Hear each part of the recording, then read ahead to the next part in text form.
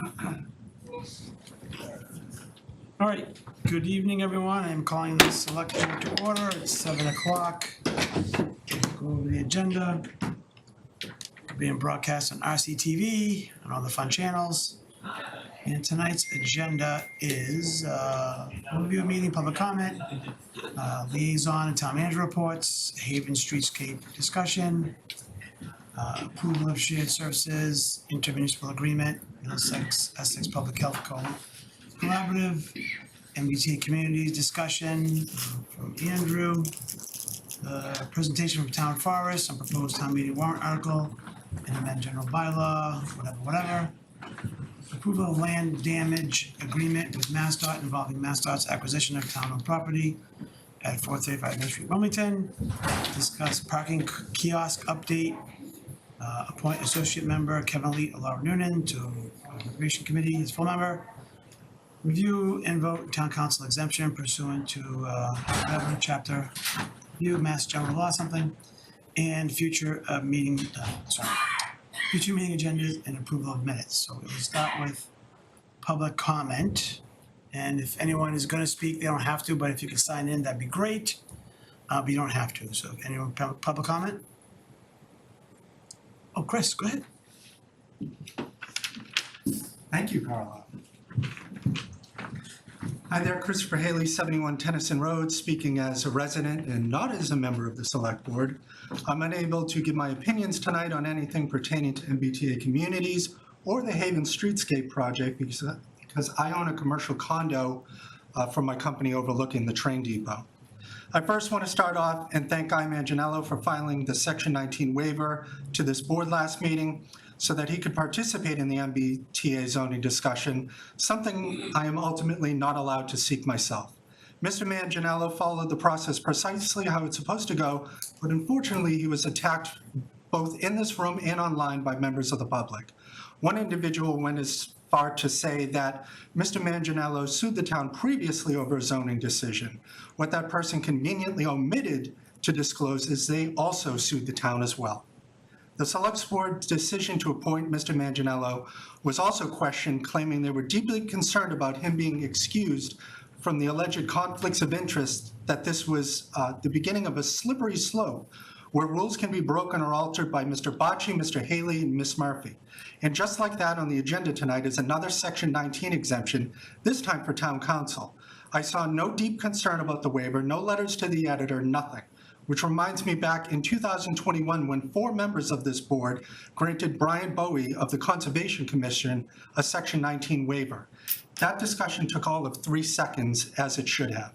Mr. Manganiello was on the CPDC and within his first month of being appointed, did the appropriate thing and sought a waiver to participate, something 4 other members of CPDC did not ever do, including the individual that was very concerned with Mr. Manganiello in the first place. 4 members of CPDC have residents residing in the MBTA maps at the start of the entire process.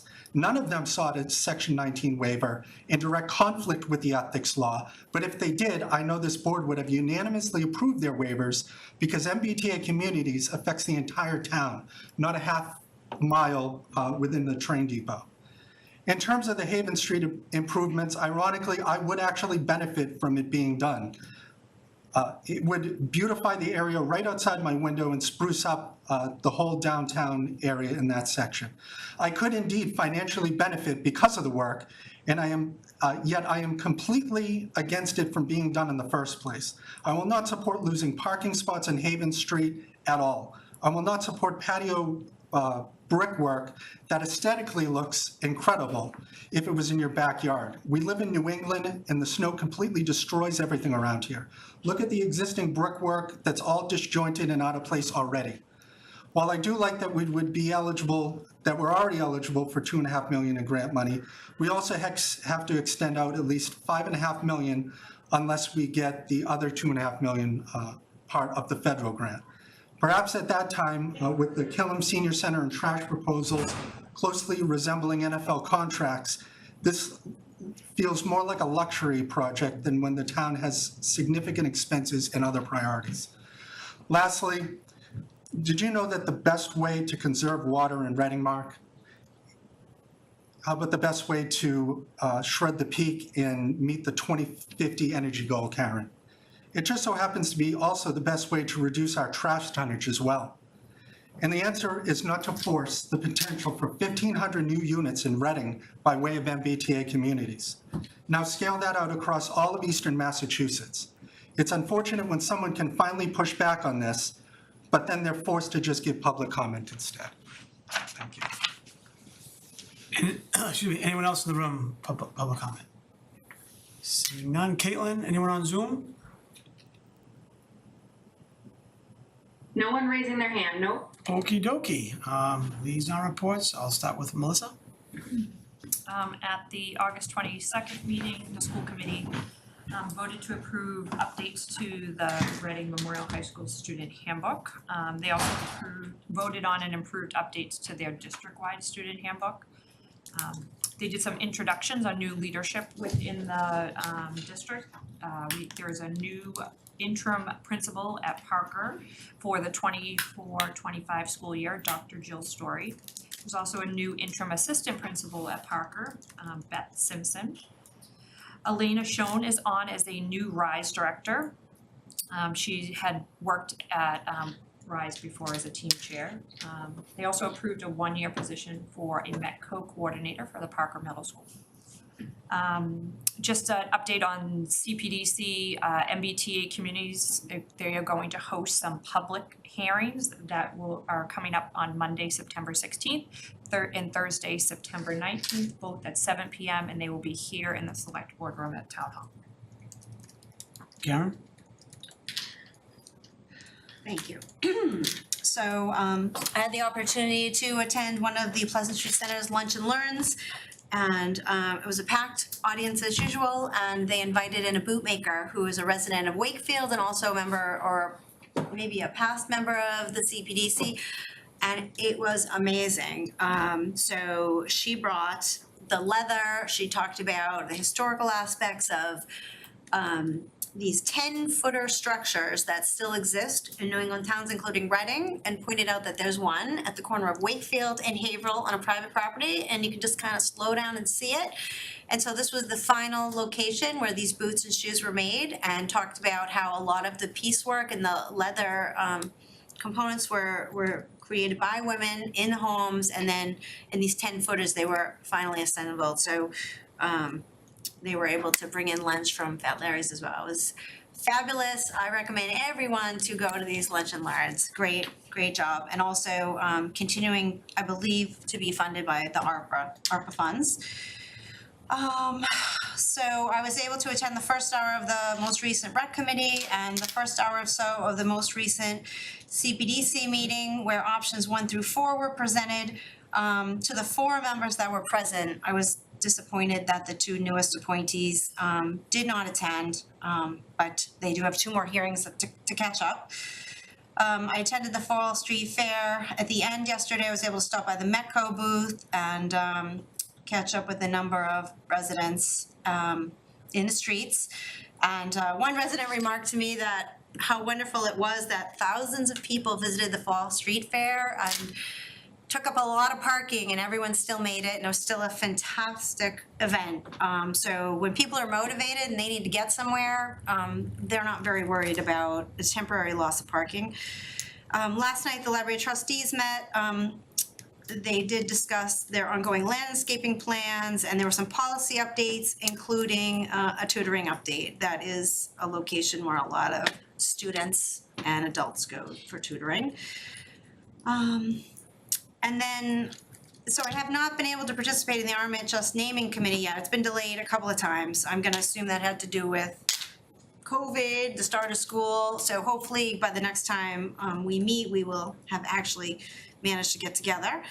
And then I also understand from talking to a resident that commercial property owners in Reading may have a higher threshold from recusing themselves from certain topics because the town is predominantly residential. And what I was told by this person, who I believe is a state employee as well and has to take a double dose of the state ethics twice a year, and has been notified that you know, if it was like a 50-50 mix, it may not be such a big deal, but because only 10% of our commercial properties, are commercial properties and not residential, you know, I could see that that is why we're gonna have more of these waiver requests and to the public comment that was made earlier and my colleague, you know, I appreciate that and, I don't know why he didn't go to the MBTA meeting, CPDC, he may have been, you know, following up with the state ethics board, and I think, again, that would be the right thing to do. So, that's all I got, thank you. Chris? If I could respond to that, both members were at the last CPDC meeting on Zoom. No, they weren't, and that's not how we run these meetings, but I'll let the chair tell you that. That's fine. I watched the CPDC meeting and I saw both members that you just mentioned were on Zoom. Last night, he's referring to last night. So you're mistaken again, I wasn't talking about last night. Okay. So it would be wonderful if you could not be so quick to jump down your colleagues' throats, and that's how we get along, and that's how we get along. I would agree that the feeling is mutual, Karen. Did you wanna apologize? Apologize for what? Let's do liaison reports, please. Nice segue. Thank you, Carl. Yes, so the Killam School Building Committee hasn't met since our last select board meeting. Some of those meetings are already scheduled for later on in the fall. But the Town Charter Committee meeting did meet this a week ago in the library. Not heavily attended, but we went over the entire charter and all of our changes that are currently not voted on, but a majority of it is, for the most part, all done, with the exception of a couple of things here and there. We were supposed to have a meeting yesterday, but town council had to move it to September 23rd. So that's the next meeting for that, where we'll be going over some parts in the charter heavily regarding RMLD's participation in it, as well as a couple other small spots, which is why that's on the agenda tonight as well. But that's available on RCTV and anyone can watch that back. I tried to keep it as brief as possible, but we did go over every single change and kind of the rhyme or reason why we did or did not do what was somewhat changed. And that's all I got. Thanks. Mark? Thanks, Carlo. Excuse me. So Recalc has now gone off into the sunset. We had our final meeting to approve the minutes. And again, want to thank all the folks who were involved in that process and town staff who've had a big role in talking through the activities on site selection and other things. The Permanent Building Committee, the subgroup that is working on the Reading Center for Active Living is now driving, I guess would be the right term. And the next step is to hire an owner's project manager, and the interviews have taken place. The discussion on that is at our meeting next Monday. From there, they should be the owner's project manager will be doing some site review and kind of getting up to speed on the project. And then I hope that they're able to finalize the recommendation back to the select board in the town. The Council on Aging, the number of attendees going to the Pleasant Street Center continues to grow, which is fantastic. More and more people are getting engaged in those activities. And the big events continue to have wait lists. And obviously the problem with that is we want to be able to serve all the folks that want to go there. And we're not able to currently due to lack of space. They were at the Fall Street Fair, which was great, had a booth, spoke with lots of people, a lot of interest in the 60-plus community, not just from members who are 60-plus, which was great to see. There is a new group that presented at the Council on Aging meeting, a new not-for-profit group called Friends of Reading Seniors 60-plus, FORS 60, I don't know if it's PLUS or not, 60-plus? Just the plus sign.com? Just the plus sign. Just the plus sign, thank you. Yeah. And so they are going out to support the 60-plus community. Part of that certainly relates to the new Reading Center for Active Living, but also other activities to support members of this community that are age 60-plus. And it's great to see lots more folks getting engaged in these activities and taking leadership roles. It was wonderful to see those folks come. The Town Forest Committee will be making a presentation tonight about a request to town meeting and also a bylaw change request more specifically as well. And last but not least, the fall street fair, as some folks have mentioned, lots of fun, lots of activity, still some dunking that went on. But it was really nice to see all the folks coming out, and despite it being a little cool if you were wet early on, it was really great. So thanks. Thanks. Yeah, I want to start off by thanking the Reading Rotary, who did another fantastic job for all their volunteers, town staff, DPW, another great event. I walked around twice, and again, kudos, it was another great event. I attended, similar to Karen, part of the rec committee and part of CPDC a few weeks ago. And that was that, and CPA committee will be on the next agenda to adjust the charge. I think I mentioned that last week. And just wanted to mention, if Matt doesn't, hopefully he will. Tomorrow is 9/11, and hopefully we never forget. Thanks. Matt? Yes, I'm gonna second that, Carlo, thank you. And also thanks to the Reading Rotary and all that helped out with the Fall Street Fair. It was another great event this year, thousands of people showing up as they do every year, and we look forward to it next year. There's also a financial forum coming up, that's September 18th at 7 p.m. in the Select Board room. The second financial forum, I guess, will be at the library, but it wasn't available for this financial forum. So that'll be run by FinCom, and that'll sort of kick off the budget season a little bit for us. In terms of employee updates, we've hired a public health / nurse advocate. She started this month. Her name is Olivia, and is already off to a great start. We also hired, we're in the process of hiring, she hasn't started yet, but a health inspector as well. So we will be fully staffed in the health department. I know Dave's here tonight and he's very happy about that. We'll have a fully staffed health department. We haven't had that in a long time. And as the as the select board knows, and maybe some members of the public know as well, our fire chief, Greg Burns, has announced that he will retire in May after nearly 40 years of service to the community, which is amazing. He's been an amazing chief most of that time, or at least 25 years of that time he served as chief. So I wanted to say a big thank you to Chief Burns' service to the town. Wish him the best of luck in retirement. He still is a Reading resident, and I'm sure we'll be contacting him for advice periodically as well. And I'll have some information regarding the search process in the coming weeks. So thank you to Chief Burns. That's my report. Yes, big thank you. Thank you. I'll be just filling in questions on stuff on the agenda now. Okay, The good. Fall Street Fair was fantastic. Great. Yeah. Thank you. Another amazing event. Okay. All right, thank you, and now we are to Haven streetscape discussion.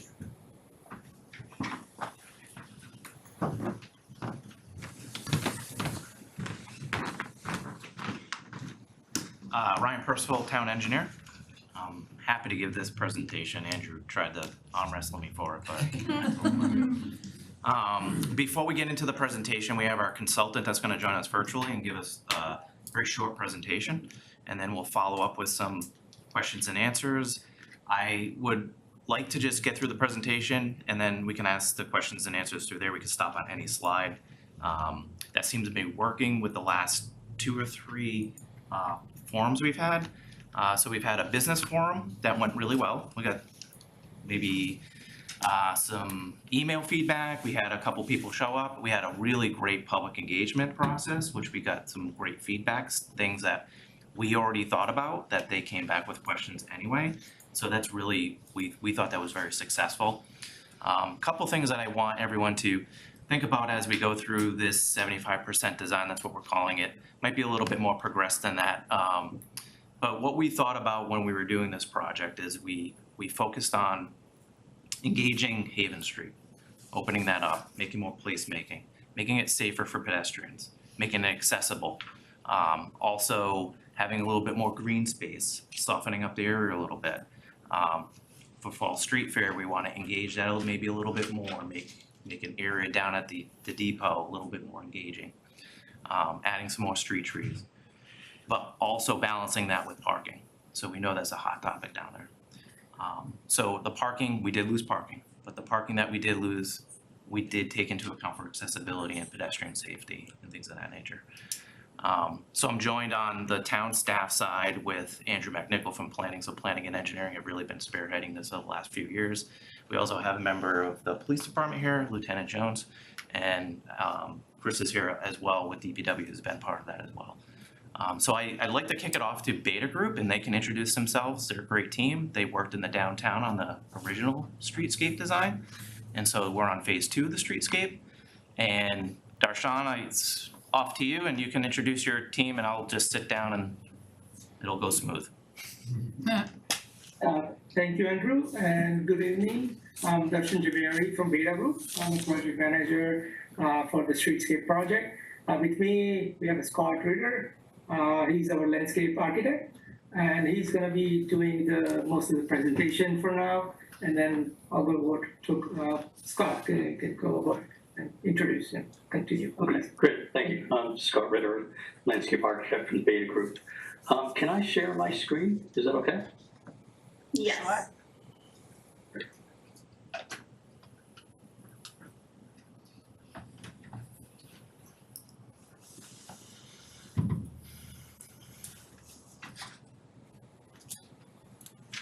Okay. Can you see that? Yes. Yep. Great, very good, thank you. Just move to the next sheet. So we've done the introductions already. Darshan and myself are here from Beta. We'll go over the project area. We'll talk about some of the benefits and goals of the project that we're trying to hit.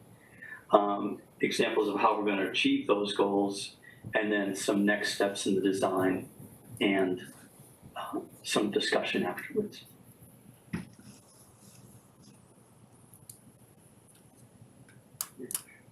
Project team, as we've already mentioned a couple of times, is here. And then here's the project location. The areas in green is the phase 2 scope. It includes obviously Haven Street that runs at an angle from the top to the bottom, and then High Street, which is horizontal along the bottom as well. And it connects up to Washington Street, includes the Woburn Street intersection on the left-hand side. The areas in blue are scope of work to be determined as we go through the project and what's available for funding and timing. It includes the CVS parking lot, Sanborn, and Linden Streets.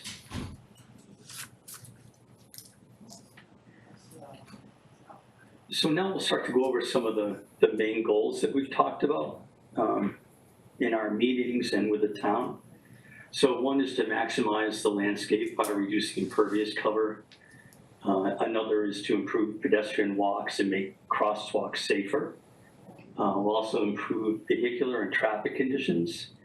And then we'll talk about improving lighting for both vehicle travel and pedestrian travel, and then providing places for people. So this first slide is one way in which we're going to maximize the landscape by reusing impervious. You can see that we've got an expanded train depot plaza with additional trees. We're proposing trees along the MBTA parking, so we'll lose a couple of spaces, but we'll gain very needed green space and try to get a little cooling effect coming in.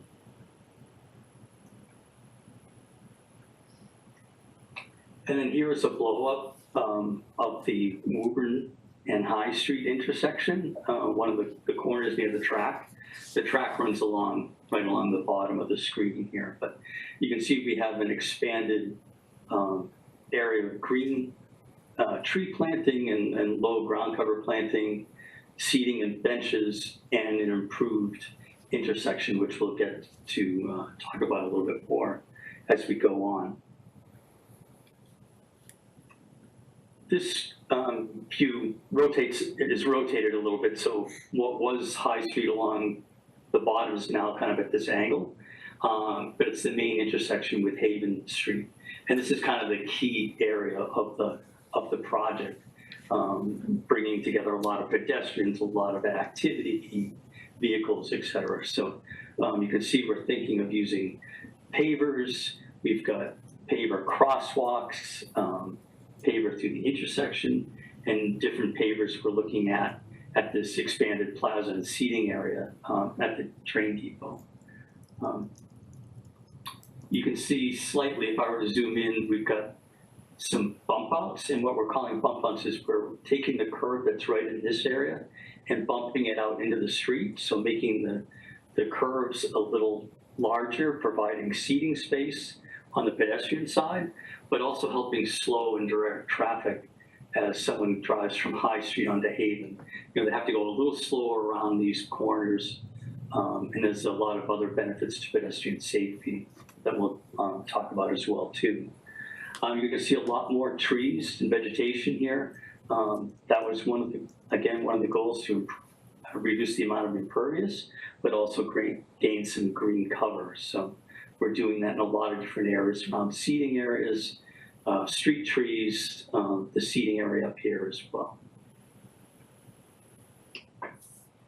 So now if we start to talk about some of the pedestrian walkway improvements, you can see here in blue, these are the existing crosswalks at the Haven and High Street intersection, and also at Green Street.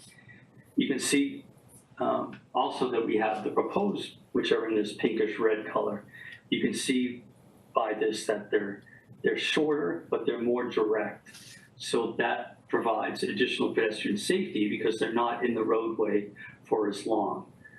Instead of going across from the plaza all the way over to Chute Street, it's a two-legged crosswalk. So pedestrians would cross High Street, they have a safe waiting area here, then they can cross Chute. So it's ultimately shorter and safer, and the drivers, the vehicles, can see the pedestrians more clearly as well. Moving up Haven towards the Gould Street intersection, we can see the same type of thing going on, where we have this really large, long pedestrian crossing just in the middle of the road. So it's very difficult for some drivers to see. If you're coming down Haven and someone's just at this beginning point, it's difficult to see. So now, again, we're making shorter legs crossing, which again provides pedestrian safety and vehicular clarity with watching the pedestrians. And we're also doing a raised crosswalk here, which simply means that the pedestrian doesn't have to step down into the street. The sidewalk and the crosswalk are at the same elevation. So, you know, they feel again, that's a safer condition as well. As we move to our third goal of trying to improve the vehicular and traffic improvements, we move back towards the High Street and Woburn Street intersection. Again, you can see the blue existing crosswalks, the reddish color proposed. So the pedestrians are more coordinated, their crossings are more coordinated and safer and shorter. And we're also upgrading the traffic signal there as well. So you'll have full pedestrian control. So pedestrians can stop the flow of traffic and move across the intersection safely, and then traffic can resume. So that's a very nice improvement there at that intersection. At the opposite end of High Street, at Washington Street, there isn't an opportunity to put a signal. It doesn't meet warrants, and it's not feasible to do that between the MBTA and everything. So we're trying to improve this intersection by moving the pedestrian crossing back away from the edge of the street and having a nice straight shot over from the walkway at the MBTA straight across High Street, and then they can move down towards Washington Street intersection further on. So we have flush medians, we have a raised island, we'll use a rapid repeating beacon there, so pedestrians can activate that button, and their drivers will be alerted that someone's in that crosswalk. So they'll be a little slower traveling on that. And you can also see, again, we have a bump out here. Again, that'll slow traffic that's on Washington heading to High. Oh, excuse me. They won't just slip in, they have to actually make more of a turn, which will help slow them down and make that safer. And we've closed one of the driveways to the residential units here. There's an in and out, but there's plenty of room to have this one driveway serve both functions. So again, that adds a little bit of the green space and makes things safer as well. Now we have a short discussion on the goal of improving lighting. So you can see you've taken photographic examples of the Main Street lighting, which is a simple post-top light with a nice base and foundation. High Street is mainly the Shepherd's Crook that are part of the MBTA station. And then obviously on Haven, we have the Coverhead is most of the existing lighting. So the town asked us to look at other projects we've done and give them a good idea of what's kind of current in lighting design on the street. So Darsh and I had the opportunity of working in Lexington recently and improving their streetscape, and part of it included the lighting. So working with the lighting designers and vendors, we came up with a two-tiered system. We've got a large, tall street light that can throw light across multiple lanes of traffic. And then we have post stops on this other side, which give a nice, more of a pedestrian scale lighting there as well. So we'd like to carry something like that on to Reading in this area. So we've asked our lighting vendors to help us come up with some designs, and we've really picked these two fixtures here. One's a tall Shepherd's Crook. It's a modern take on the old Shepherd's Crook that's by the train station. It's similar in height, but it's a much simpler pole, and it's a brand new up-to-date luminar. It's dark sky compliant, and it has house side cutoffs. Both fixtures do. So it's taking the very best advantage of the technology and lighting quality. So one of the benefits of doing this is that we can light the intersections more safely with these tall poles, get good coverage, so drivers don't have the glare but have enough view of the pedestrians in the crosswalks. And then we have the lower post top lights along the sidewalk, which will help drivers and parking and pedestrians. Again, we're showing the pedestrian scale lighting on this post top light on the left, and then its simple base, and then the roadway Shepherd's Crook light, which will have this, again, this rounded fixture that'll kind of coordinate with each one of them. These bases won't be silver; they'll be black or whatever color we end up going with for the lights. And there are multiple options we can look at, but this is what we'd like to do. And finally, the final goal is to try to make some places where pedestrians can engage one another. There can be lots of different activities, places for activities, gathering, and really making an impact. So we have created a number of three-dimensional views here. We built a SketchUp model of the downtown in Haven and High Street, Haven mostly. So we're looking here at, if you're up above Haven Street looking down towards the train station in the back, we've got this really iconic wall and plaza that we've created to kind of give a really strong end and emphasis, visual emphasis to Haven Street. It's a big paved intersection. There's pavement on the plaza, tree plantings, bike racks. The clock is right where it is. We've relocated the monument to a planting bed on the side. There's some standing rails, and we're considering planters. So you can see that there's a lot of things going on here, but there's enough space for tents and other things to happen as well. You can see the tall lighting at the intersection and these lower lights you'll see along the streets as well. Again, these bump outs where we move the curb out into the existing roadway to create some nice pedestrian and green space where there can be benches, there can be other seating, planting, and so forth along the roadway. This is an opposite view looking up Haven Street. So you see a little bit more detail on the backside and how I think this really helps showing the pedestrian crossings, which are safer and shorter, and that provide nice waiting areas on either side. And you can see the diagonal parking, maybe we can do some pavers here. We've got street lights and trees going up along the sides and the brick ribbon as well.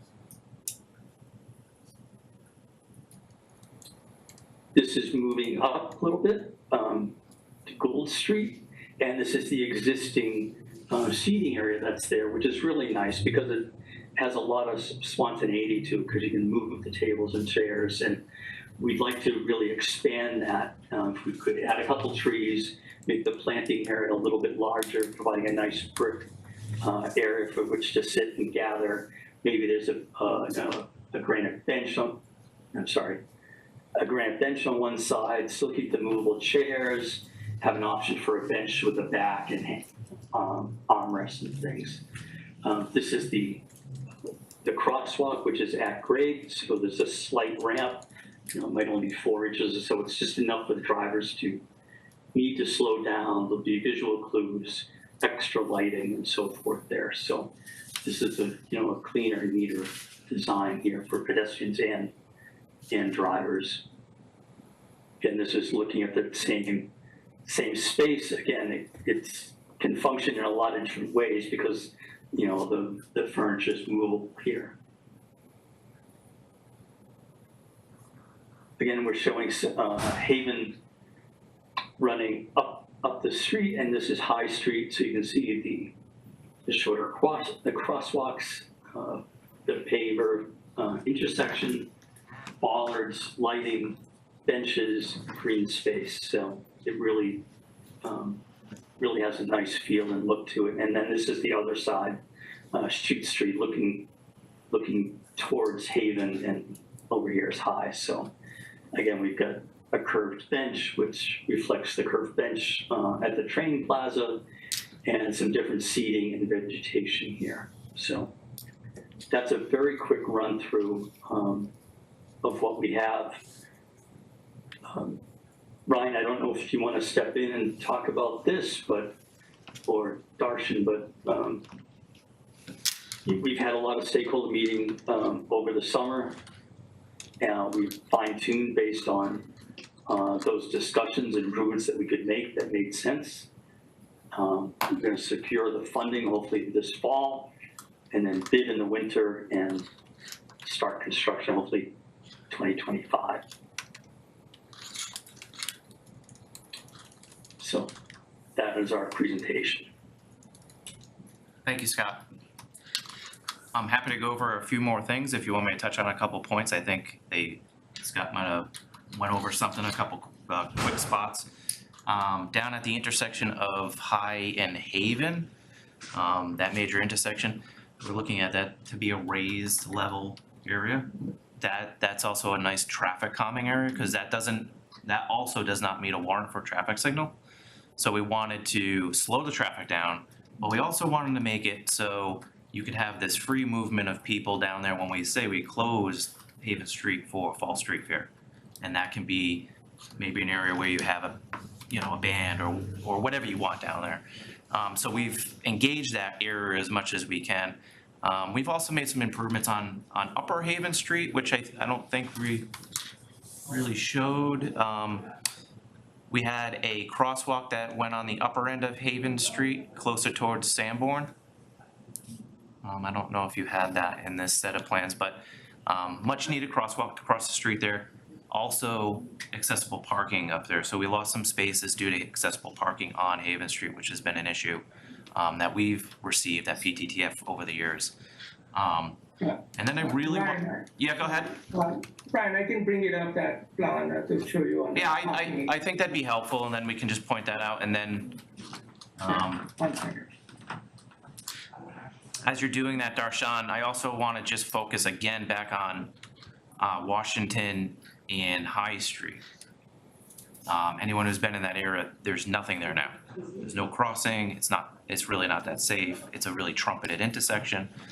So a lot of the improvements that we did, again, bump outs, things that change the curb line, slows people down. We have a RFB out there. So do you see this one or? No, we're still on your presentation. Yeah, okay, that's what I was trying to say, sorry. So I as, think I stopped sharing, so it's, Yeah, it's here, okay. okay, so You see it now? this is a really important plan, and I think you're gonna ask this question, so I'll just skip right to it. Overall, on the whole entire project, on what you're looking at for the core of Haven Street and High Street altogether, there's a loss of 27 spaces. A majority of those are on High Street. And that really lends itself to, we have additional accessible parking. And we're breaking that up for more green space, for cooling, for all those reasons on why that we have the loss of space, the larger loss of space down on High Street. On Haven Street, I don't remember what the total is, it's smaller than 27. But again, on Haven Street in general, when we add accessible parking and things like that, and crosswalks, we know that we're gonna lose spaces, 2 or 3 spaces just by doing that. So we have losses due to that as well. Overall, I think it wasn't a loss of parking spaces. I think the gain was well worth it in this aspect. But those were just the things that I just wanted to touch on that we might have glazed over a little bit. And we're happy to take any questions at this point. I can answer them. We have the consultant here as well. Police here as well to chime in if you have any questions for them. Melissa? I have some comments and questions, is it okay to Yeah, review them? yeah. Okay. I love the proposed raised area to slow the traffic down. I think that's a great idea. I am a little concerned about the proposed brick crosswalks. Just with wheelchairs, carriages, over time, those become uneven. I think that's an issue that is a big concern, especially when you're spending that money to do those. I don't know that we need brick areas for people to park on either. Again, I know those are a lot of money, I'm just not sure that that's well spent money. I am really worried about the loss of any parking spots on Haven Street. Do we know how many we will lose on Haven Street? Yes, we have that total, and we can share that total. Okay, I mean, I believe we have 1, maybe 2 empty vacant commercial spaces. Parking was a huge issue for Pamplemousse, huge. And I think to get someone else in there, we can't lose parking down there. That's not ideal So for when the, our commercial businesses. I can answer some of those, or if you have any more. I do, You want me to? do you know how many we're losing on Haven Street? So we can go into this plan here. Yeah. Just to start off with the brick crosswalks. Yeah. So we basically took the design from downtown and we implemented it down Haven Street. The surface treatments, that's what we call them. Yeah. For the crosswalks or whatever. There's multiple things we can do. We can do stamped concrete, we can do stamped asphalt, we can do colored asphalt, we can do an application of sort of like this micro surfacing paint. We just kept it standard to what we did in the downtown. These things are up for discussion, obviously. The brick areas for the parking, those would more than likely be the same as, say, in front of the CVS parking lot, so that's stamped concrete. So it's not a brick, it's just a different surface texture to say, this is parking, and it kind of just offsets something, it's more visually appealing. Same thing goes for that plaza area. Got it. But again, the surface treatments, these are things that we can change, they're up for discussion. We can also stamp those in a different type of material like asphalt. For the parking, most of the parking that gets altered on Haven Street is in the upper section. So the area where Pamplemousse is, that nothing changes in that area as far as the parking is considered. Okay. We may have 1 space that might be lost due to a bump out, but then we also gain, Darshan, I don't know if that goes all the way to the left anymore, but the plaza where we have the current seating area, where you have yes.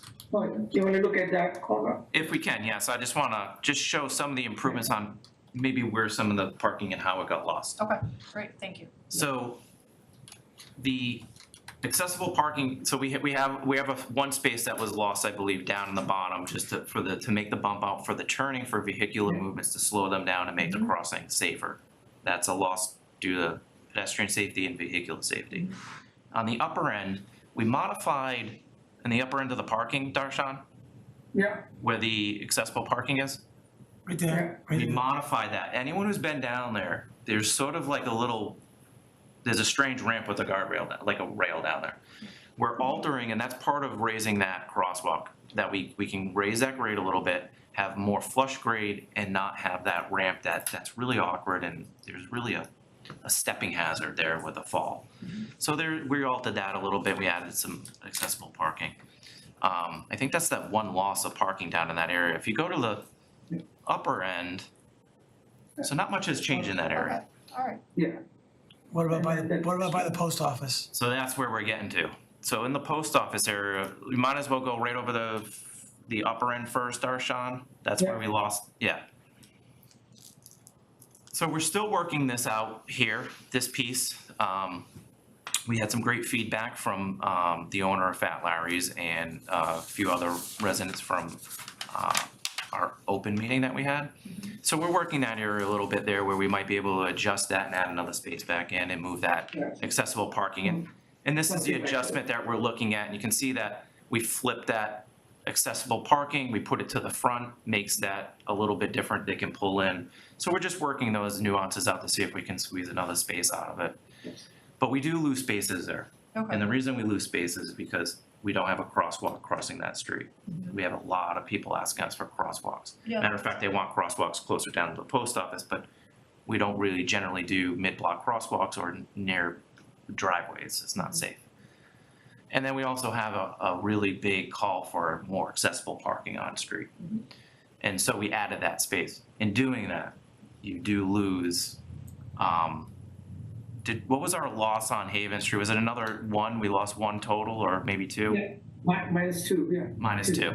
So it's not a big loss in that whole corner. Your biggest loss is on High Street. Which High Street also has the parking down the other end that. High Street also has a parking closer to Vine Street. You have that. If you've been down there, we're not back to 100% utilization down there. I'm not sure we're gonna get back there. We're not projecting to be back there. And it's also a sea of asphalt down there.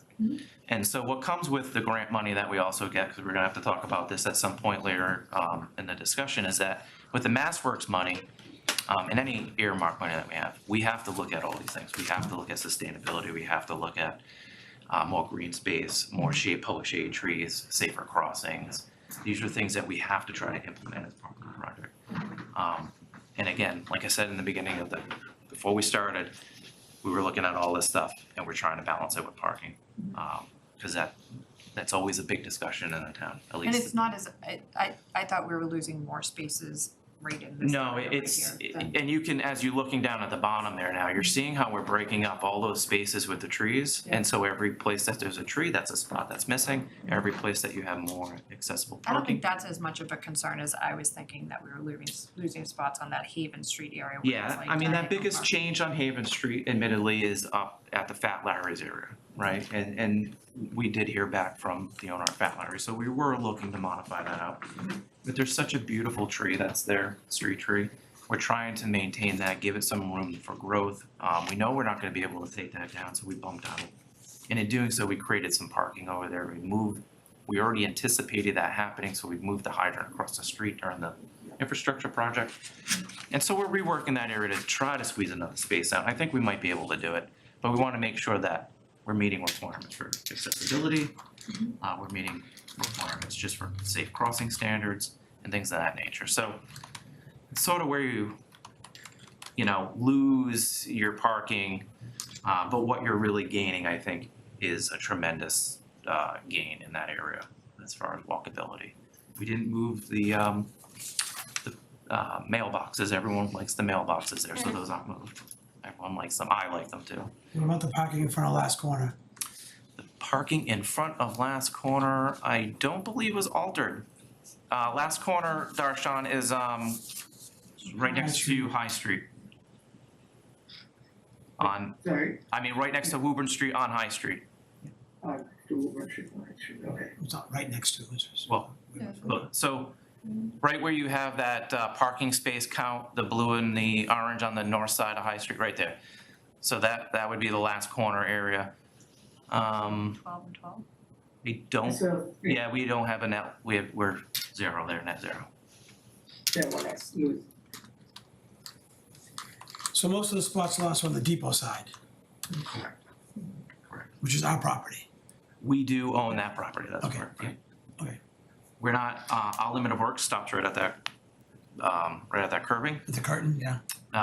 And then, you know, we have to meet with MBTA, hopefully that'll be happening sooner than what they say, but we will be meeting with MBTA to have that discussion. They're also planning, I'm not really sure if you've heard any of this, but they're also planning on some improvements of their own on the depot at some point. I don't know if that's just something they're planning 10 or 15 years down the road or relatively soon. Mark? Thanks, Carl. So this looks great. There's a lot of really cool stuff here. And I happened to be talking with a business downtown this evening who said, give Ryan everything he wants. It looks great. So that's it. Couple of questions. Accessibility in particular. So I know, great, adding more accessible spots. And I'm sure you're making sure that from there to the crosswalk, there are cuts in the curb, they're easy to access, the crosswalks are all set. I love the notion that you're gonna be at the same level, so you don't have to go up and down ramps. That sounds wonderful. Just kind of making sure that that's happening. And I guess even if we didn't do a lot of these changes, we really don't have enough accessible parking downtown currently, correct? We do, we are compliant. So all of our, basically when we did our improvements in the downtown, we're compliant. When we make any new improvements, we have to meet the current standards. So we're compliant in that sense. If we want to add more, we can add more at any point. All of our parking lots, we're compliant in those, so all of our spacing in our parking lots are compliant. That's not to say that we shouldn't be reaching out and bringing these up and having more than what we should. I don't think we necessarily put more than what we should have out here, but we added an appropriate amount, for sure. I hear a lot of complaints about Haven Street. Yeah, Even and if we have to. should be. We have Yeah. to. So- And that's why it was really important for us to really try to focus on where can we get that Awesome. accessible spot in a safe area. So as we talk about walkable, the other piece that I think goes with this is bike friendly. Mm-hmm. Is there any consideration for bike stands on Great Upper question. We wrestled with that, mainly on bike routes, sharing the roads. It's a really narrow corridor on Haven Street. Again, even if we were to put something on Haven Street, we would lose some parking on one side. I'm actually less bike lane and more bike parking. Yep. So bike parking, yes. There'll be a bunch of amenities scattered around this project, benches, you know, more Bike stands. bike stands, racks. We have a great bike shed, storage shed, Yep. shelter. Depot, yeah, shelters. That's full all the time. It's over, Yeah, it's over. exactly. It's full all the time. It's already there. Full all the time. It's great.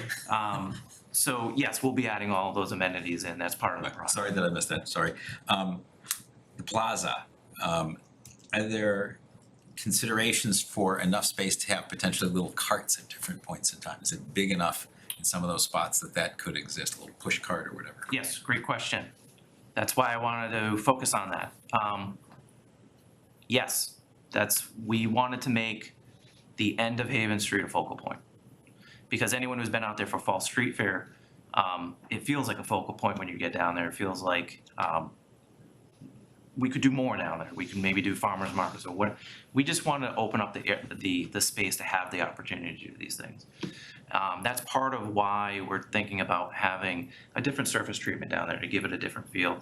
Also raising it up so we have those cars slowing down as you're coming up in that area, but mainly when you get down to closing that area down for Fall Street for whatever we want to do, you have that plaza feel where you just can walk around and not have to walk up and over and down curbing. So you can move around as you please and sort of enjoy the space down there. So that's the plan. That's why we really focused on that area. Awesome. Are you gonna talk about, or were you just about to talk about kind of where we are on funding and where I am grant happy to potential talk about is? that as we're leading into town meeting. Can we do that at the end, like We what I can. saw, yeah, Karen? Sure, great, appreciate the comments so far. I too love the raised, area, I like the raised parking, the raised crosswalks, the additional crosswalks. I'm glad you mentioned that the MBTA is considering improvements, because what I see, I hate, the project is what it is, but we're ignoring the other side of the depot, and that is where people from those communities are walking to the train, and Waze has got traffic flying through there, and then this would be a great time for the MBTA to say, oh, you know, here are what we're doing. How about a raised crosswalk or two on the other side, and it would tie it all together, and that would be the next area that we need to look at safety. I think it would just tie it all together nicely, so I just wanted to, I couldn't That bug in your ear. disagree with you more. I mean, I couldn't agree with you more. That section of Lincoln Street we do own. The MBTA owns a small portion in and around the depot area. So I think, you know, if this project does go through and it gets funded and we go through and we have we're gonna have a successful project, I feel, you know, that is gonna be the next step. okay, good. Obviously, I think we're gonna need to look at that at some point and just sort of holistically finish that area off, but, again, it's a lot of money when you're doing streetscape, Yeah. so we have to kind of just chew this off as we go through, and try to just look for more funding, more grant opportunity and things like that. I appreciate, after attending the forum for the residents, I appreciate the additional safety, emphasis on safety, emphasis on more green space. As you have said correctly, it's an expansive, really hot, pavement down there, so this is gonna be good. Mark came up with the idea of, carts, and I was thinking, I wanted to ask you, this reminds me of a college campus. I'm thinking food truck, because we set up that lovely little pocket park on Haven Street, and there's no restaurants down there, Valerie's kinda down the street. We might have our economic development director here, so if we could, you know, think about bringing in a food truck on a Friday or a couple days a week, I would go down there and have lunch, and I would be sitting in those chairs, and that would be a wonderful way to bring more people down to Haven Street too, in a kind of a, and I saw certain members of the select board love food trucks too, but, So one of the things I should have mentioned, that all the street lighting that we're putting is also gonna have convenience outlets on them, right? So we can, for lighting, for, you know, maybe Christmas lighting down there or holiday lighting, but more importantly for the fall street fair. We have a lack of outlets down there, so that will be helpful Yeah. for that. So we did take into account that type of stuff too, and planning's great to work with, and we've melded a lot of these ideas together. We've heard them over the years, Andrew and I, and we've really tried to put an effort in and try to get this in, so. okay, and, I rode my bike to the Fall Street Fair, parked at the town hall and walked down. It was a beautiful day, no big deal, but I think it's great, thank you for asking about the bike stands, just making it easy for people to do that, and, you know, the owner of Fat Larry's and to some extent, the owner of Pamplemousse as well, you know, we didn't have a traffic enforcement officer, and that's what, you know, if traffic was enforced, if the turnover was happening, you know, I think both of those business owners felt, well, Pamplemousse especially, because we were digging up in front of the store, so it was tough, but Fat Larry's, in that conversation with that owner on multiple occasions, it's been about enforcement, because if people are parking there all day long, there are no spots on Haven Street. So, all right, well, this looks great, thank you. Thanks, Carl.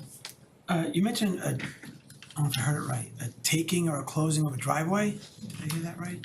Yes, we have been, Of our driveways? no. Could you go over that? We can, at High Street. And Andrew has spoken to the owner of this property, and they're fine with the closing. Okay, There's two closings there's two openings right next to each other on this plan. It's hard to see, you try to focus on that cyan color, that's the existing, that's sort of the existing area, what business is this, so you can just let me sort of reference what, Auto?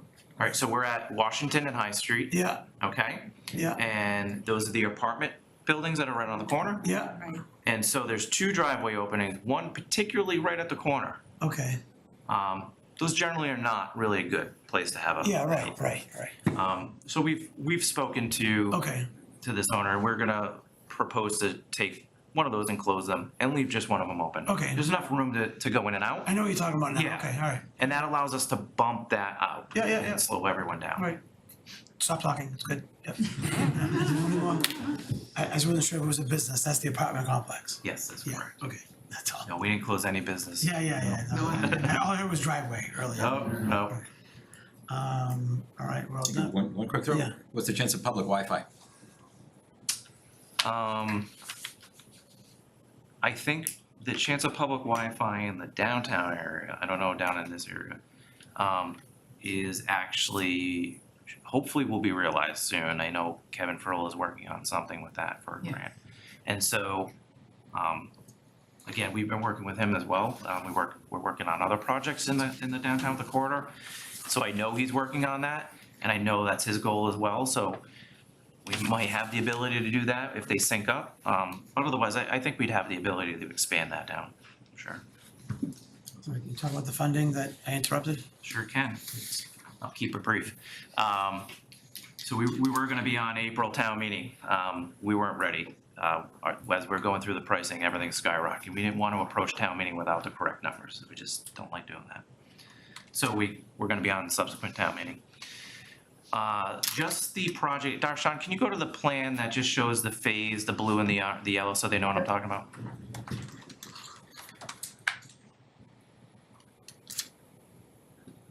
Yeah, the green and the blue, there you go. So, the core of the project, High Street, all in the green, High Street, Haven Street, and hopefully a piece of Washington Street. We definitely want High Street, we definitely want Haven Street. We definitely want the intersection of Woburn Street for that signal upgrade, because it needs to be upgraded. Altogether, the total cost of that project that we're projecting out right now is about $8 million. We've already secured 2.6 million in MassWorks grant. That MassWorks grant's particular to High Street with a portion of Haven Street. So if we were just to do the MassWorks project, we would focus on High Street with the MassWorks. Now, we really would love to do the Haven Street and the High Street. That's really the core of what we want to do. $8 million. On top of the 2.6 that we've already secured, we've already put in an application for an earmark for another 2.5 federal earmark. That sits right now in the House. They're debating that. They feel confident they can get it through the House. I'm not sure for the same amount, but they also feel very confident if it gets to the Senate that it hopefully will. You said federal. Federal. Federal, okay. I think I saw that on Seth Moulton's website. Is Yes. that what that was? It did go right through Seth. Love it. It sounds better than when you describe what it was. I was reading, I was like, that sounds boring. So I love it. Yeah, I got it. They're great. He's wonderful. He loves these projects. Good. They're having a tough time getting it through. Right now, I'd have to suggest as we go to town meeting, we have to prepare ourselves that we're not gonna get that federal earmark. And that's how I would, currently right now, if this was town meeting, that's how I would present it. So the difference that we'd be looking to borrow at this point would be 5.4-ish. So that's currently, when we go, the article will look for 8 million. We're gonna show how we're gonna try to get that down. And we're really gonna try to reduce that borrowing amount as much as we can. So if we do get that 2.5 in its entirety, I mean, we're looking at less than a $4 million ask, which is less than what we were asking for in April. So I think we're getting more of a project at this point. $3 million ask. Yeah, around there, yeah. You said 4, that's a big difference. Well, I said a little less than 4. For the town meeting warrant, why would you ask for 8 if we know we already have? We have to authorize the full project. Even with the original Correct, so MassWorks grant? when you see the Okay. article go through, you'll see the wording and the full. Got it, For us okay. to borrow, accept grants, earmarks, all that fun stuff. Got it. And the reason we do that is because we do sometimes have to borrow in order to get reimbursed. From the grant. Yeah, we ran into this problem with Okay, Millet, that's fair. and I just was. I'm not gonna bore you with the details, but we do need that fluctuation of sometimes to No, borrow that's that fair, I money. just wanted to understand why you said that, thank you. Okay. We good? Yes, yes, thank you. very Thank you, much. appreciate it, thank you. Very much. Thank you, Beta, thank you. Thanks, folks. Thank you. Good night. Thank you. All right, next on the agenda is a day. All right. Thank you for having me. Good evening, everybody. My name is Ade, Public Health Director for the town of Reading. I would like to recognize the presence of our Board of Health Chair, Dr. Lopez, and Annette, our Shared Services Coordinator. Thank you both for being here. I will give a brief overview of the Shared Services Collaborative and then invite Annette to elaborate on some sections of the IMA that, that we sent to the board.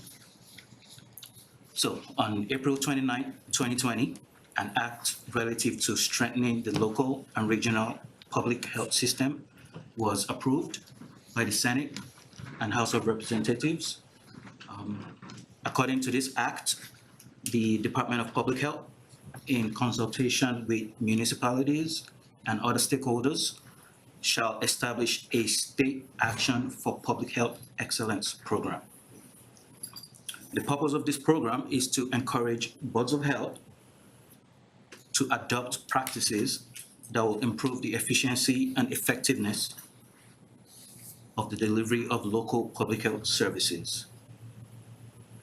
The program shall promote and provide resources for boards of health, resulting in 4 major outcomes. 1, elevating performance standards to improve the municipal and regional public health system. 2, increasing cross-jurisdictional sharing of public health services to strengthen the service delivery capabilities across the municipal and regional public health system.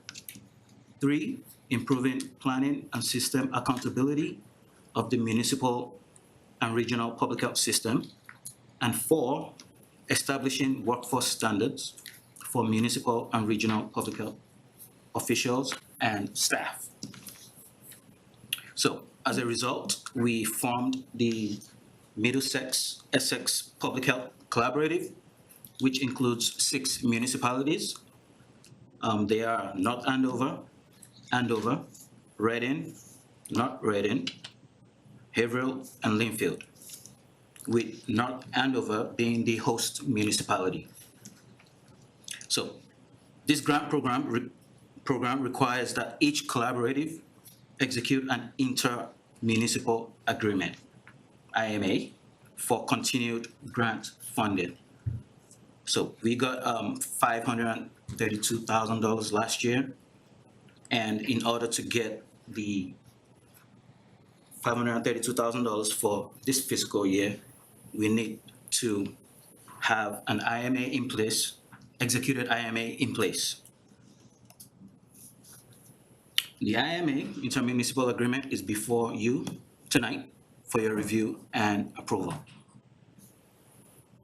It outlines the governance structure and establishes clear responsibilities for the host agency, which is North Andover, and participating municipalities, which are Reading, North Reading, Haverhill, Linfield, and Andover.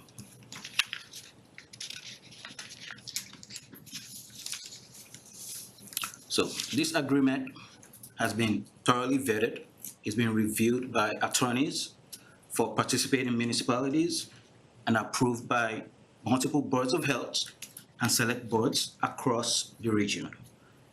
And I would like to introduce Annette, who is our Shared Services Coordinator, to elaborate on some of the sections of the IMA and answer any questions you may have. Thank you. Thank you, Ade. Thank you. It's so nice to meet you all. So like Ade said, I'm just going to review a couple of the sections that I think might be of most interest, but I'm happy to answer questions about any of the sections or just our collaborative in general. So the first that I just wanted to touch on is section 5 of the agreement. This talks about the governance structure. So we're governed by an advisory board, so they vote on all of our budgeting, appointments, hiring, and oversight of any of our shared staff. And this advisory board consists of 1 representative and 1 alternative from each community that are appointed by their local board of health. And then all of our decisions are made by a majority vote.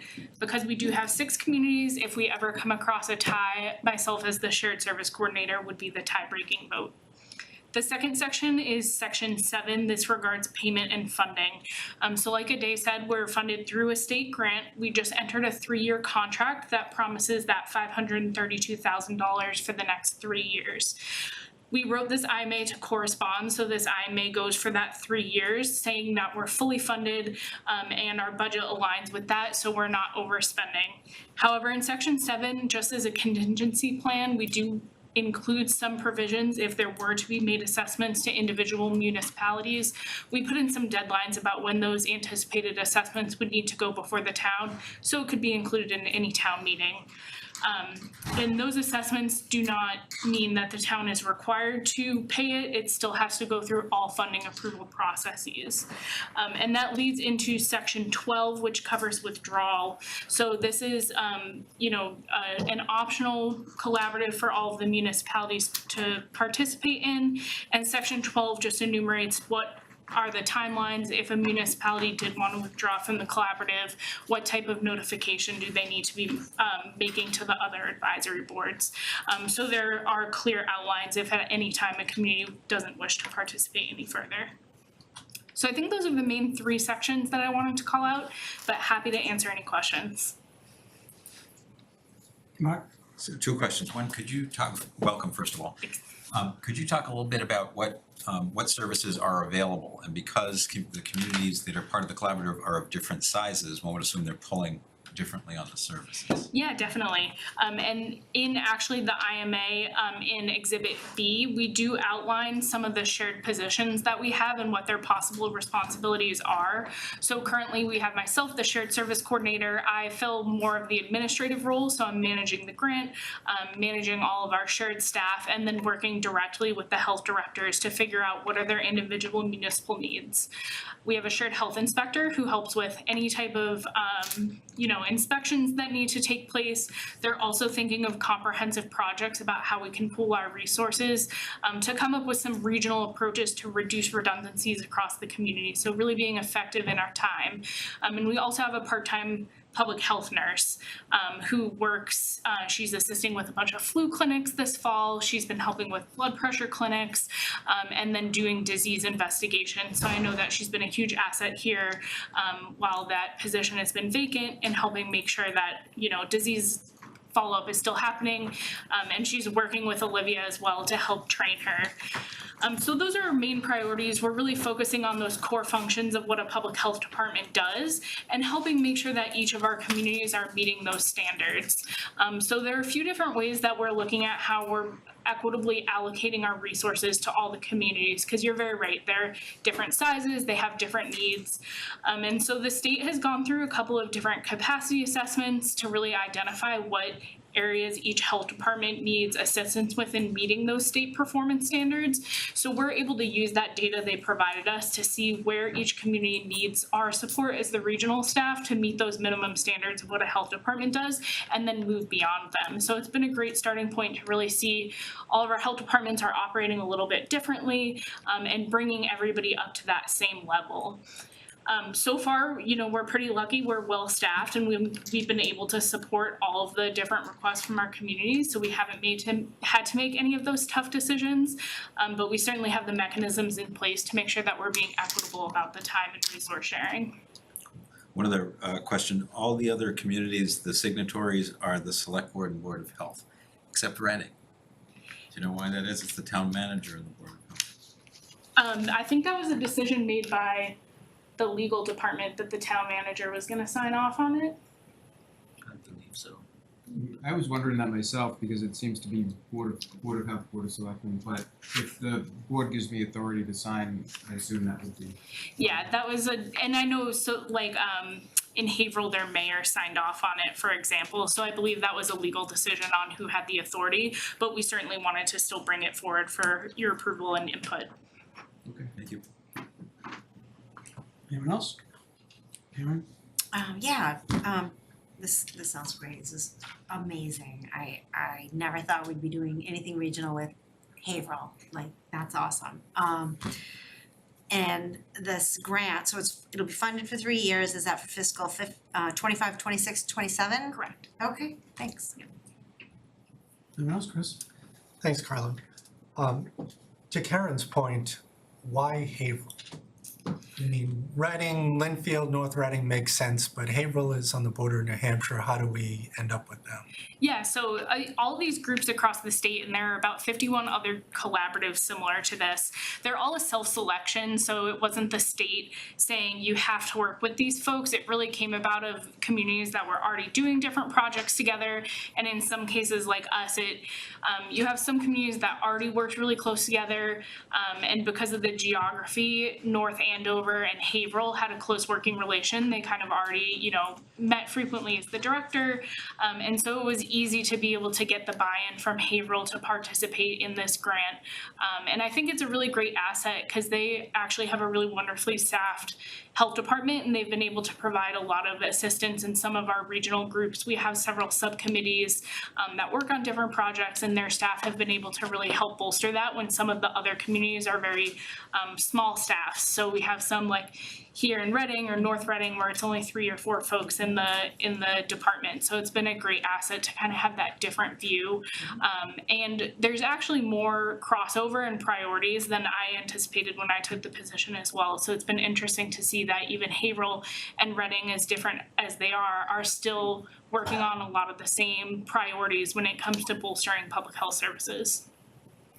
And the 532 grand that was mentioned, is that Reading share or is that split between everyone or? That's the full region, so that's split between everybody. Six towns. Correct. All 6 towns, yep. So all of the funds are split across 6 towns, so we have shared staff. We are able to pay for conferences and travel for our different municipalities, but the funds are shared across the entire region. Okay, so it's not like 15% to Reading or, so it could be 30% for Reading for some random reason this year because of certain programs or whatever, and Haverhill gets less or? Yeah, it could be. however. Yeah, and similar to like how we're allocating what services we're offering when it comes to things like funding for conferences, training. We have some for like public literature, health communication literature that we can print. We would also look if there was a strain on the resources to make sure that we're being equitable for our communities to help fill their needs. We've been lucky that we haven't had to do that so far.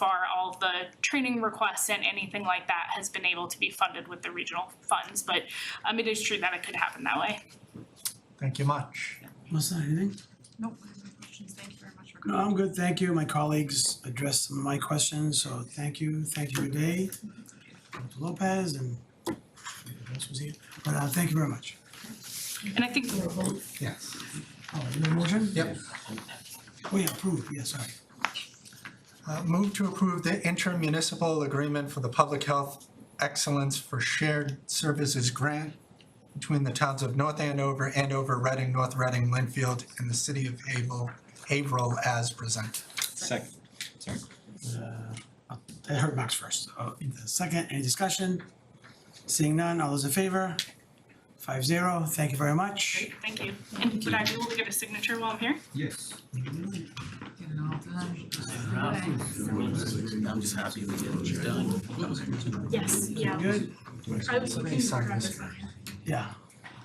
So next on the agenda is an item that Chris or myself cannot be part of, so I'm gonna have Karen run this next agenda item, and we'll come back after that.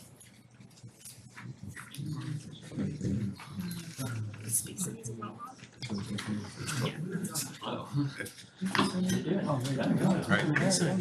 Somehow we've already given Matt the authority. It's like one of those things, some towns have more, so they get delegated to the manager. As a town administrator anyway, which is, Yeah. we can vary. No, We have a 5-0. strong town manager contract, so hence. Town administrator different than a town manager? Do they not have Today's one? No. They have a We select do. board. It's just Different responsibilities. smaller towns, so Thank you so much. the administrator. Yeah, no, I didn't realize that. You say my. Hopefully it's loose and fast with the terminology, in my impression, when I talk to people about, how it's actually implemented in different communities, like you really need to ask in every town. Yeah. When you just assume, you might realize like, oh, it's not exactly that. Yeah, no, I would have just assumed they were using a different name, but it was a similar setup. similar. Okay, so, Andrew? hi Andrew, so we are moving on to the MBTA communities discussion, including review of potential rezoning proposal. Thank you. That would be I. Good evening, Select Board. I'm Andrew McNichol, Community Development Director. Joined with me tonight is CPDC Chair John Weston, and in the back is Senior Planner Olivia Knightley as well.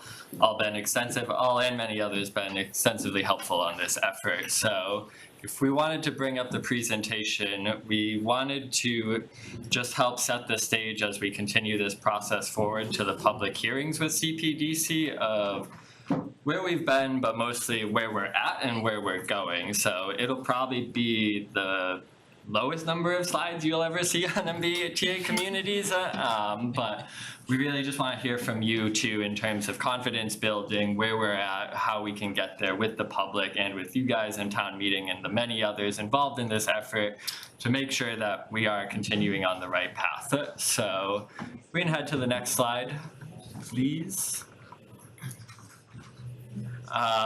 It's a little zoomed in there. I always just like to start here just in terms of timeline and process of MBTA communities. So this started when we get towards the end of this process nearly 2 years ago. This is a 2-year planning effort. We started with general outreach and survey on preferences, design. We use that to build a knowledge series in terms of what this law is, how it works, and how we can best fit in what we heard at the time into some models. And then we prepared for public hearings to try to get to April town meeting of this year. What we learned through that process was there was a lot of questions. There was even some angst that came up in that process. Is this the right decision? Let's vet some other areas. Can we take a look at more commercial areas? Can we take a look at more unique combinations? That's what we've been working towards over May to present. So we started exploring the commercial districts in their entirety.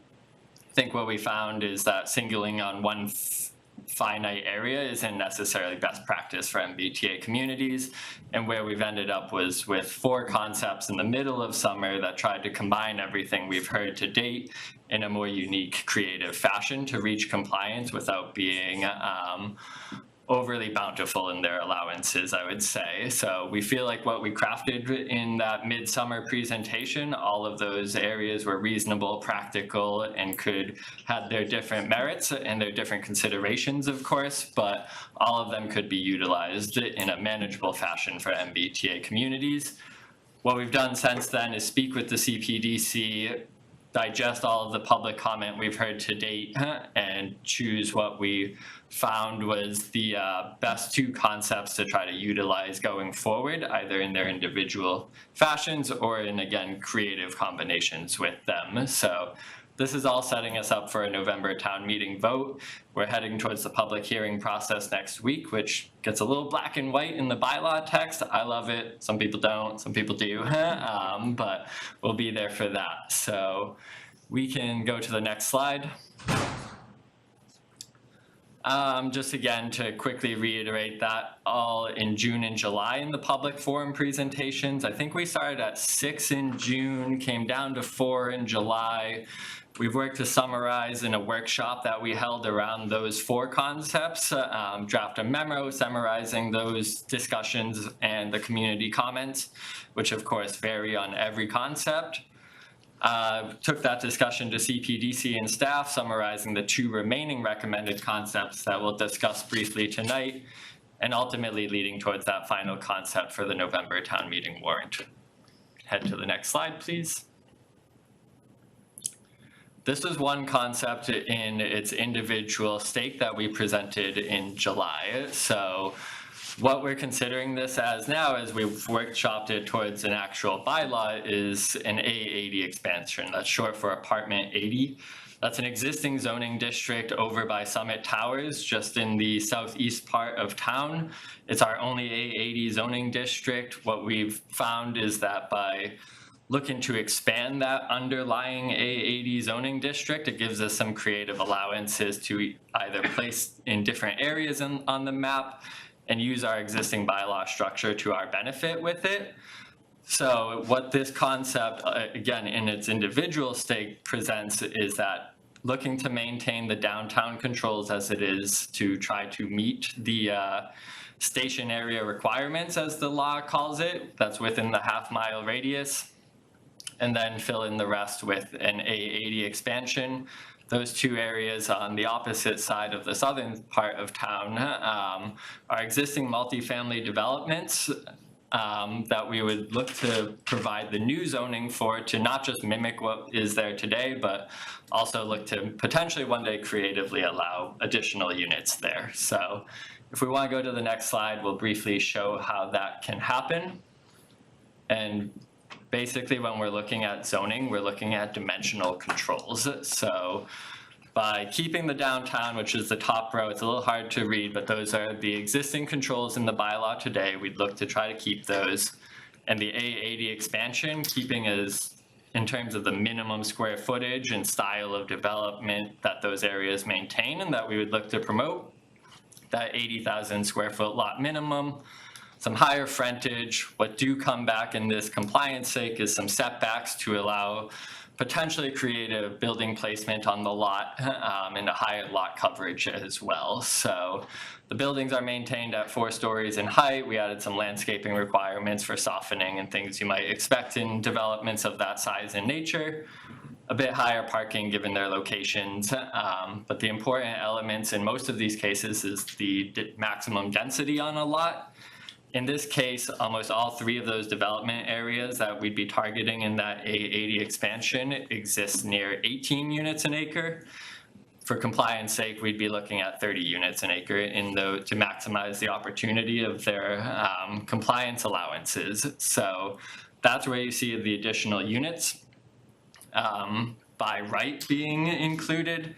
And that's where then the lot coverage and the setbacks all play a role, so that those units, if ever built, could fit on the site creatively, but also safely. So it's a model just based around maintaining downtown controls and looking to allow allowances elsewhere where we've already built it and could continue to build. We can probably go to the next concept. Thank you. This was the second concept in its individual stake that we presented to the public and to CPDC. This concept looks to utilize the downtown again for that station area in a different fashion this time, but then also Main Street, both pieces of South Main and areas on North Main Street. We'll start at the downtown. What we heard a lot from the community was the need and desire to maximize affordable units in MBTA communities. And the downtown district is the absolute best way to do it. There's no doubt about it. We are allowed to keep our 20 to 25% affordability requirements, which is nearly double what the law allows us to do, and also double even some additional allowances that we've received. But because it's existing, we're able to maintain that high affordability rate.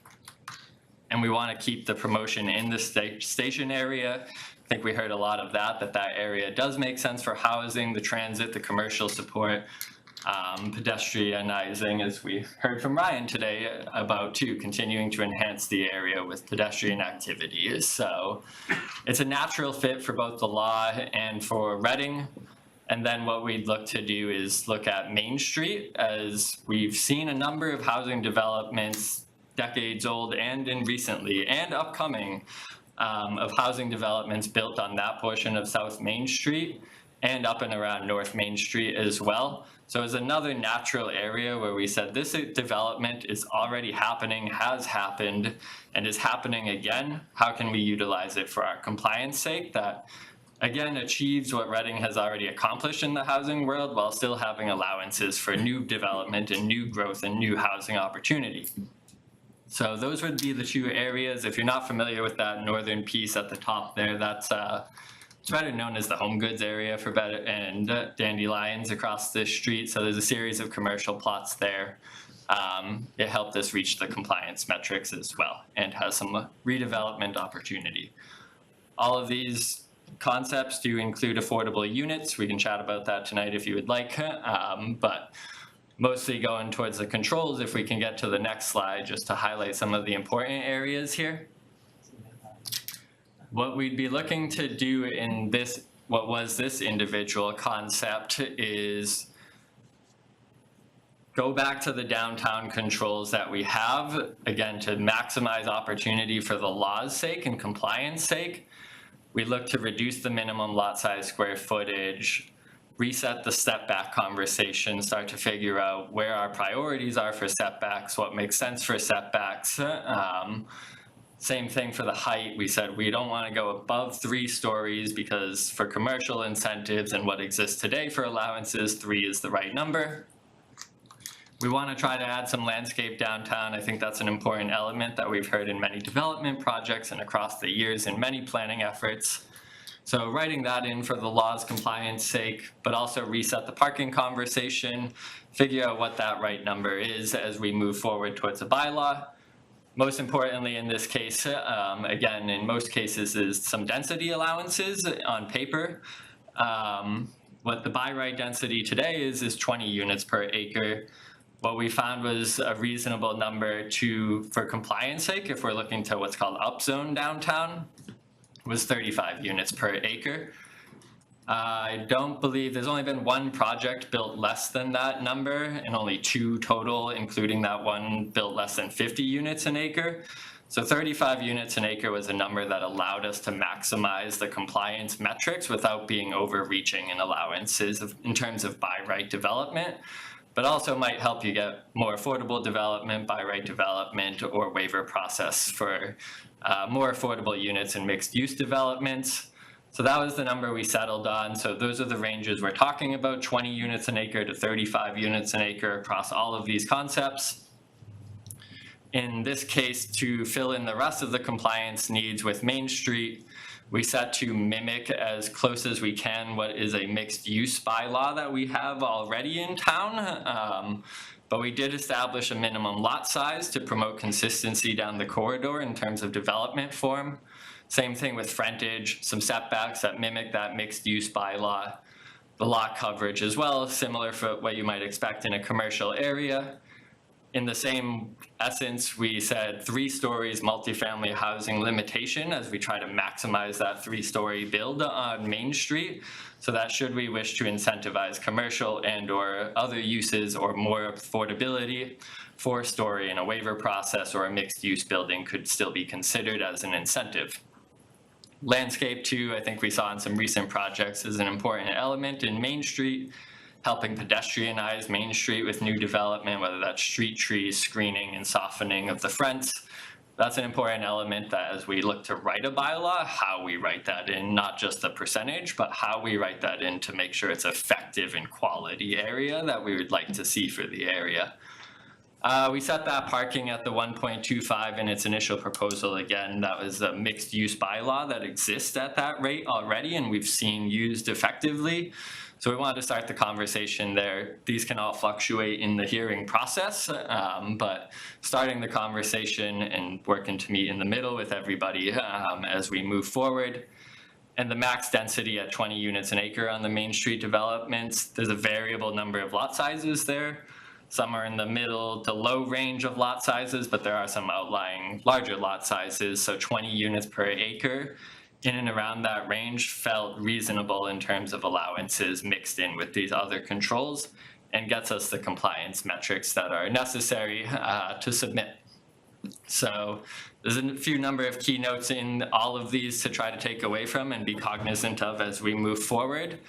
But importantly, I think based on the conversation with CPDC, and please jump in after if I'm mistaken, is that all these areas have practicality and reasons to utilize them for compliance.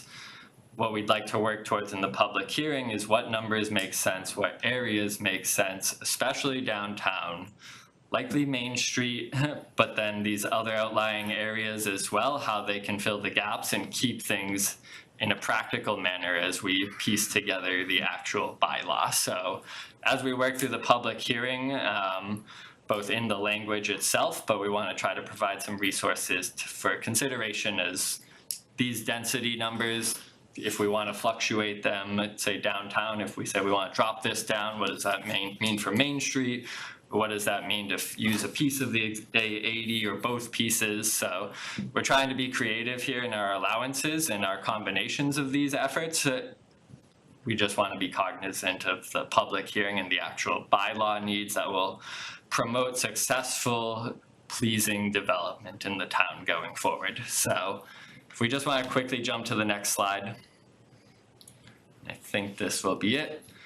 The public hearings are scheduled for next week as we try to hold them prior to the warrant closing on Tuesday, the 24th. So that will be specific to the actual bylaws themselves and the text. What we'd like to do from there on the staff side is look to offer daytime open office hours for residents and town meeting members and others to come learn about the concept that is being finalized and is being brought to town meeting. And we'd look to do similar to precinct and town meeting member meetings. We did that last year for our concept, and we found them very effective.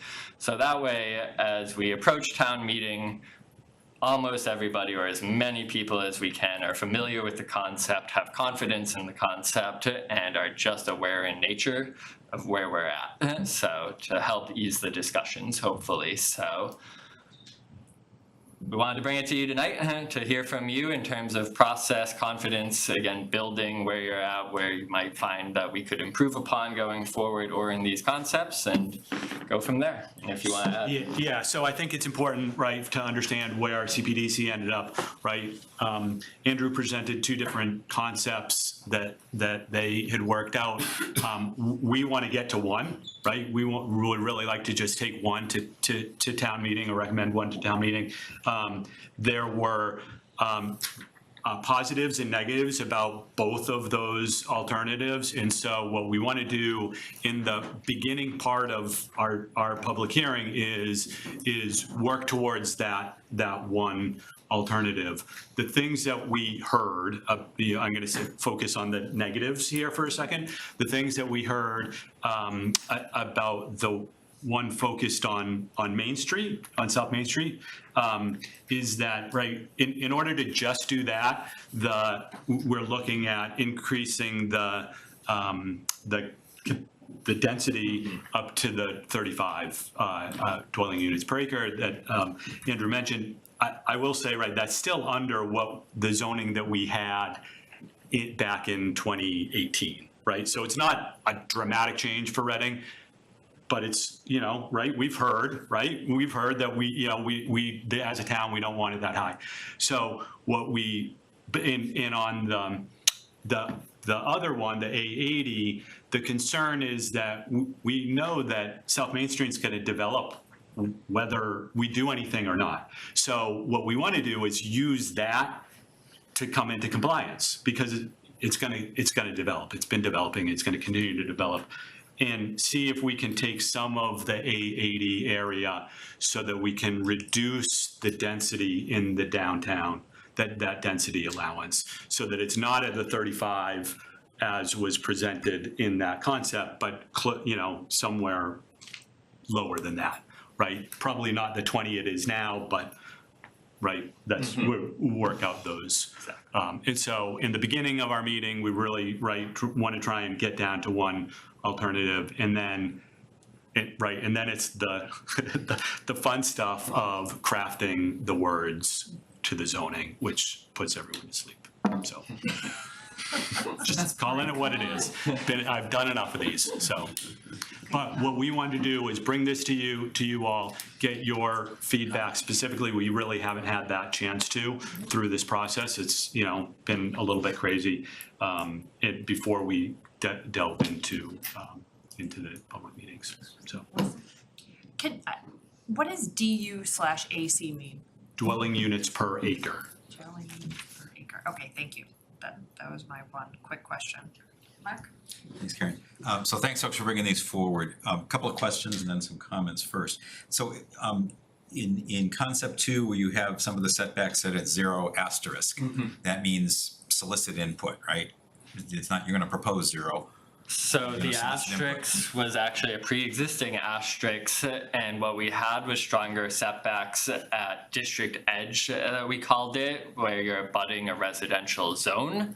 And we also have setbacks now that are required or prescribed that if you're abutting residential property. So yes, that asterisk is for discussion in terms of appropriate allowances either from the district edge or property. I think right now when you're abutting a property, it says that we may prescribe up to a 30-foot plus setback.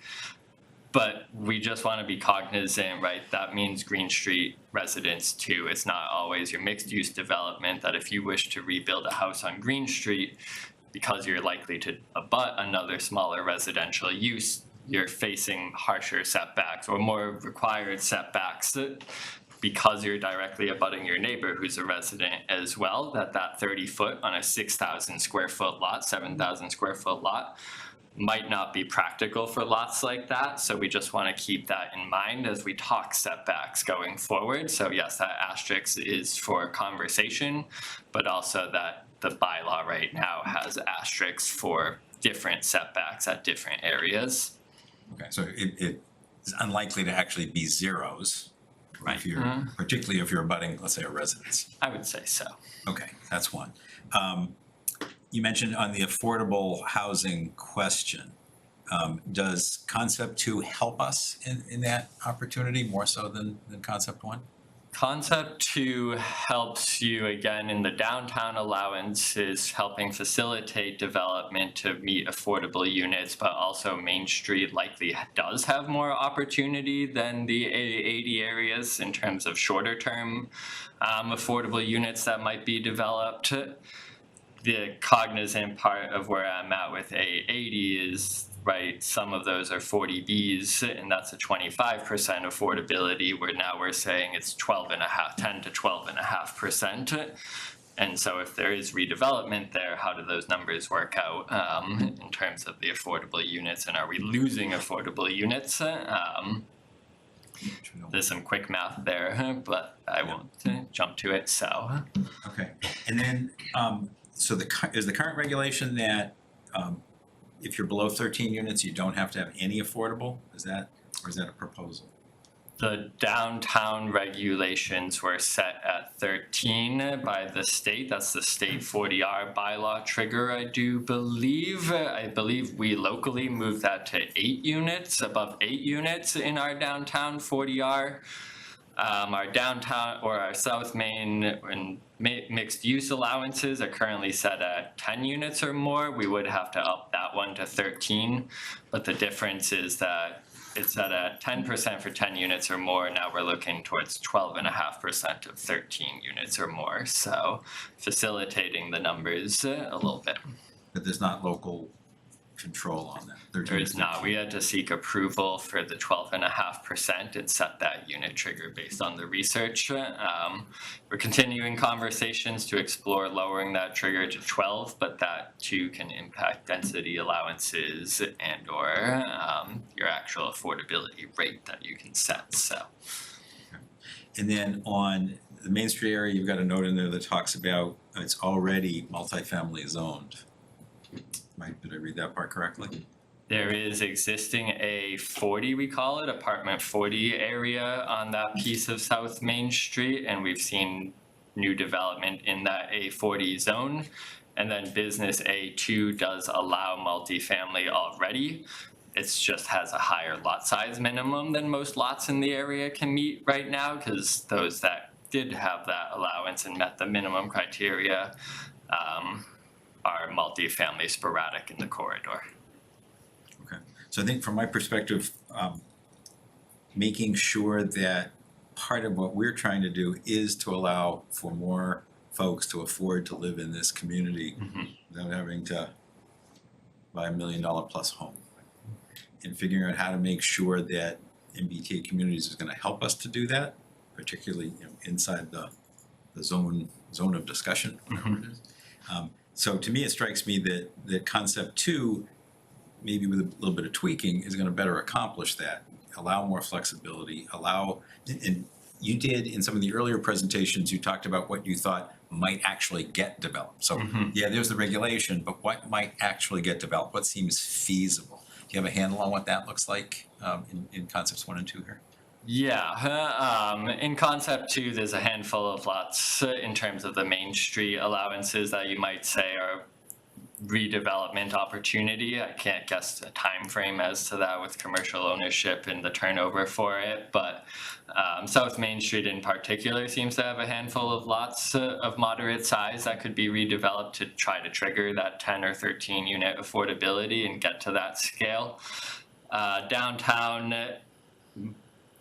I'm sure there's a handful of parcels. They're getting harder to determine which ones are redevelopment opportunity, but it is a downtown area. There is turnover, there is demand there. So I would expect that you could see downtown development continuing in the next few years in those outlying A80 areas. With unit increases and density increases allowed, it's a little harder probably to squeeze them in on site, but I would never say never, and whether that's a complete redevelopment of one of those sites or just additional structures and units somewhere onto those sites is plausible. But Main Street in particular seems to have a number of parcels that you might say are redevelopment opportunity.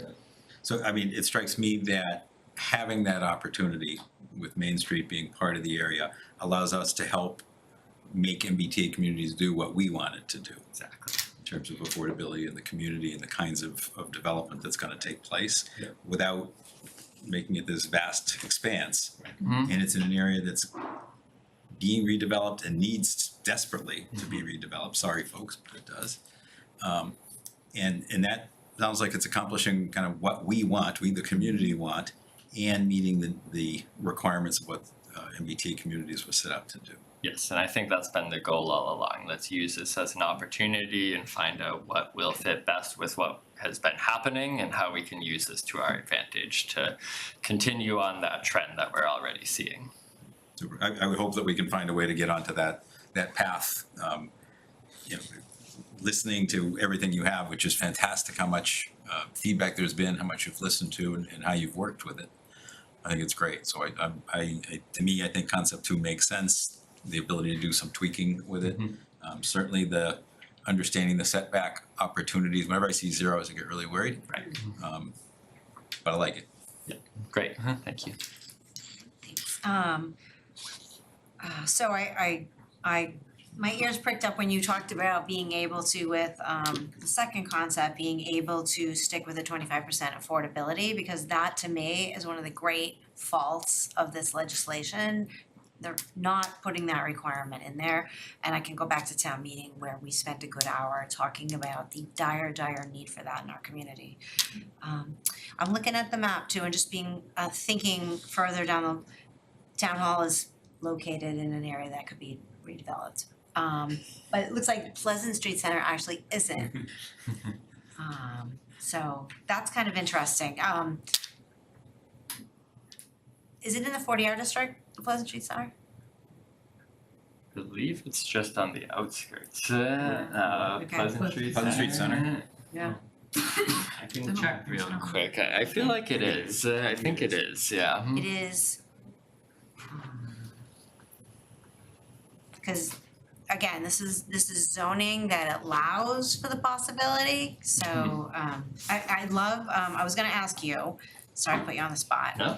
So I'm not an expert on the difference between business A1 and business A2. So I'd love for you to talk about like what business A1 allows, because you commented on business A2 a little bit.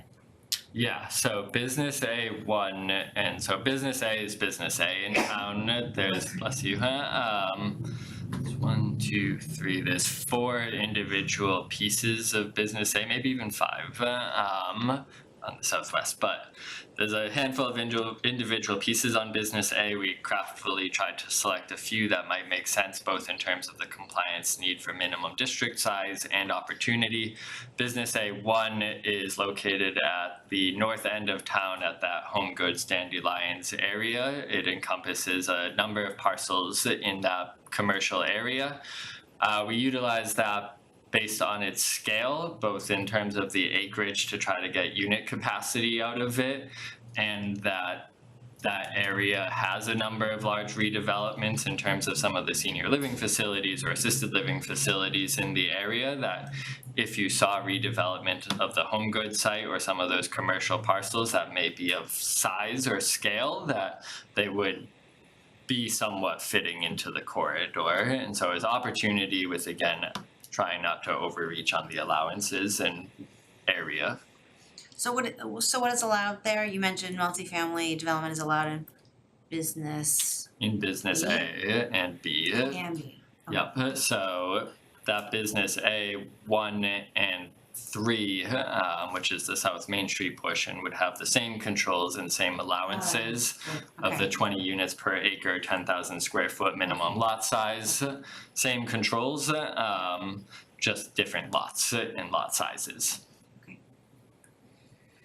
And then the only other comment I've heard you say, and I've heard a number of people take about the wiggle room. When we have the conversation, we present a solution to the state, we wanna have some wiggle room to talk.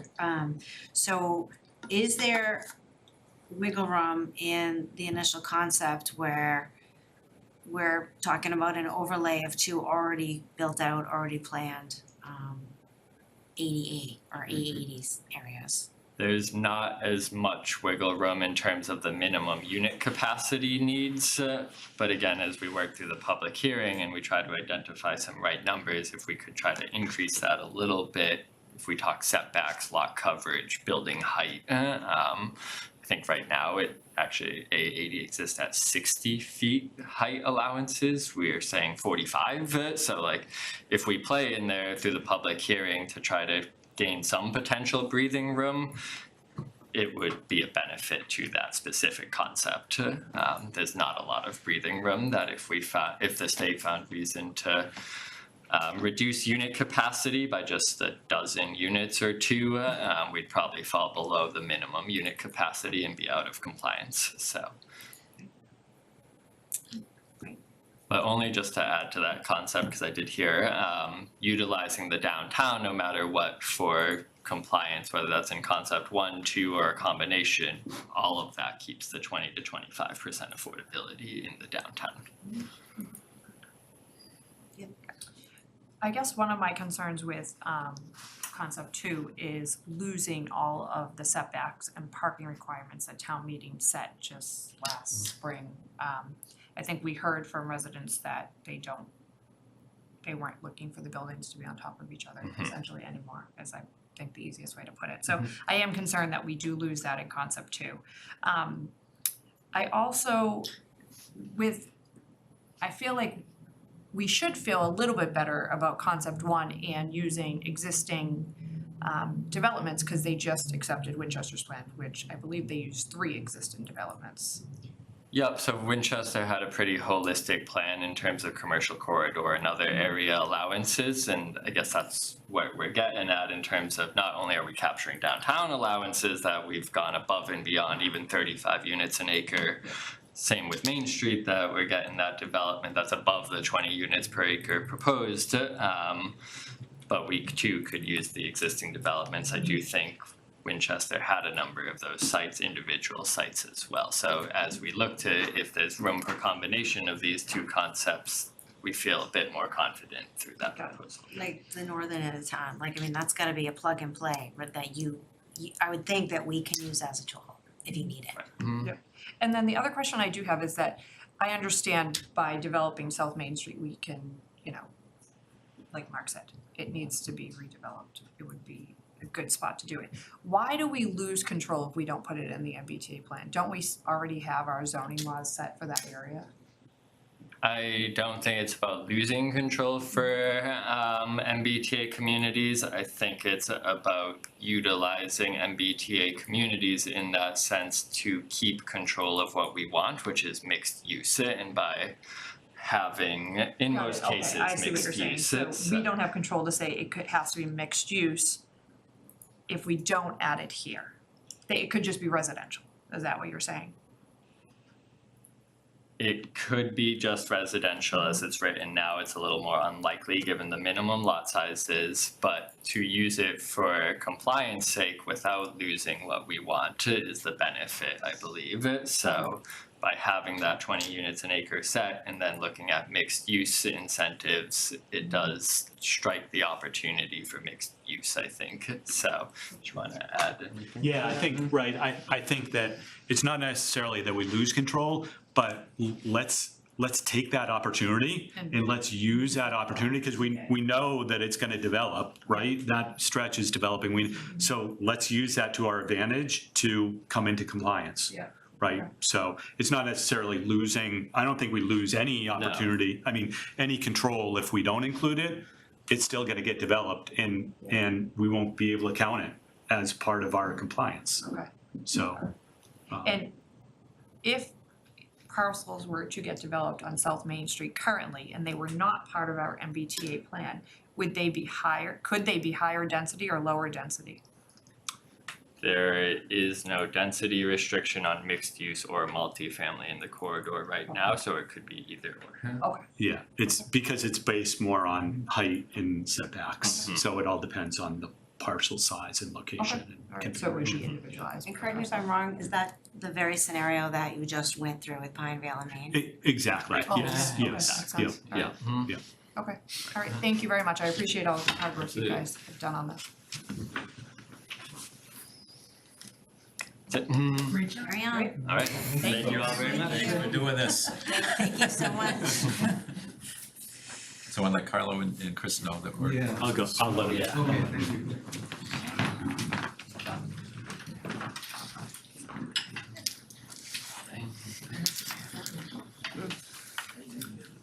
You need to call to order. Do you have a quorum? No, okay. Good night, Andrew. Yeah, great job. Good night, Kevin. Karen, I looked up the Pleasant Street Center and that is in the apartment 40 district. It's Oh, okay. right on the edge of Yeah. the overlays, the overlaid polka dot sitting on top. So this is on the zoning. So sorry, an apartment, right? Yeah, technically it's in A40. Right there, it's right on the edge. Thank you. What you watching? Oh, nothing. Because the guys couldn't continue longer. Is that started already? Watch it, okay. 8 o'clock. Okay, so is it? Have to recuse myself All right. for something else. Right now, no. All right, yeah. Yeah. This thing,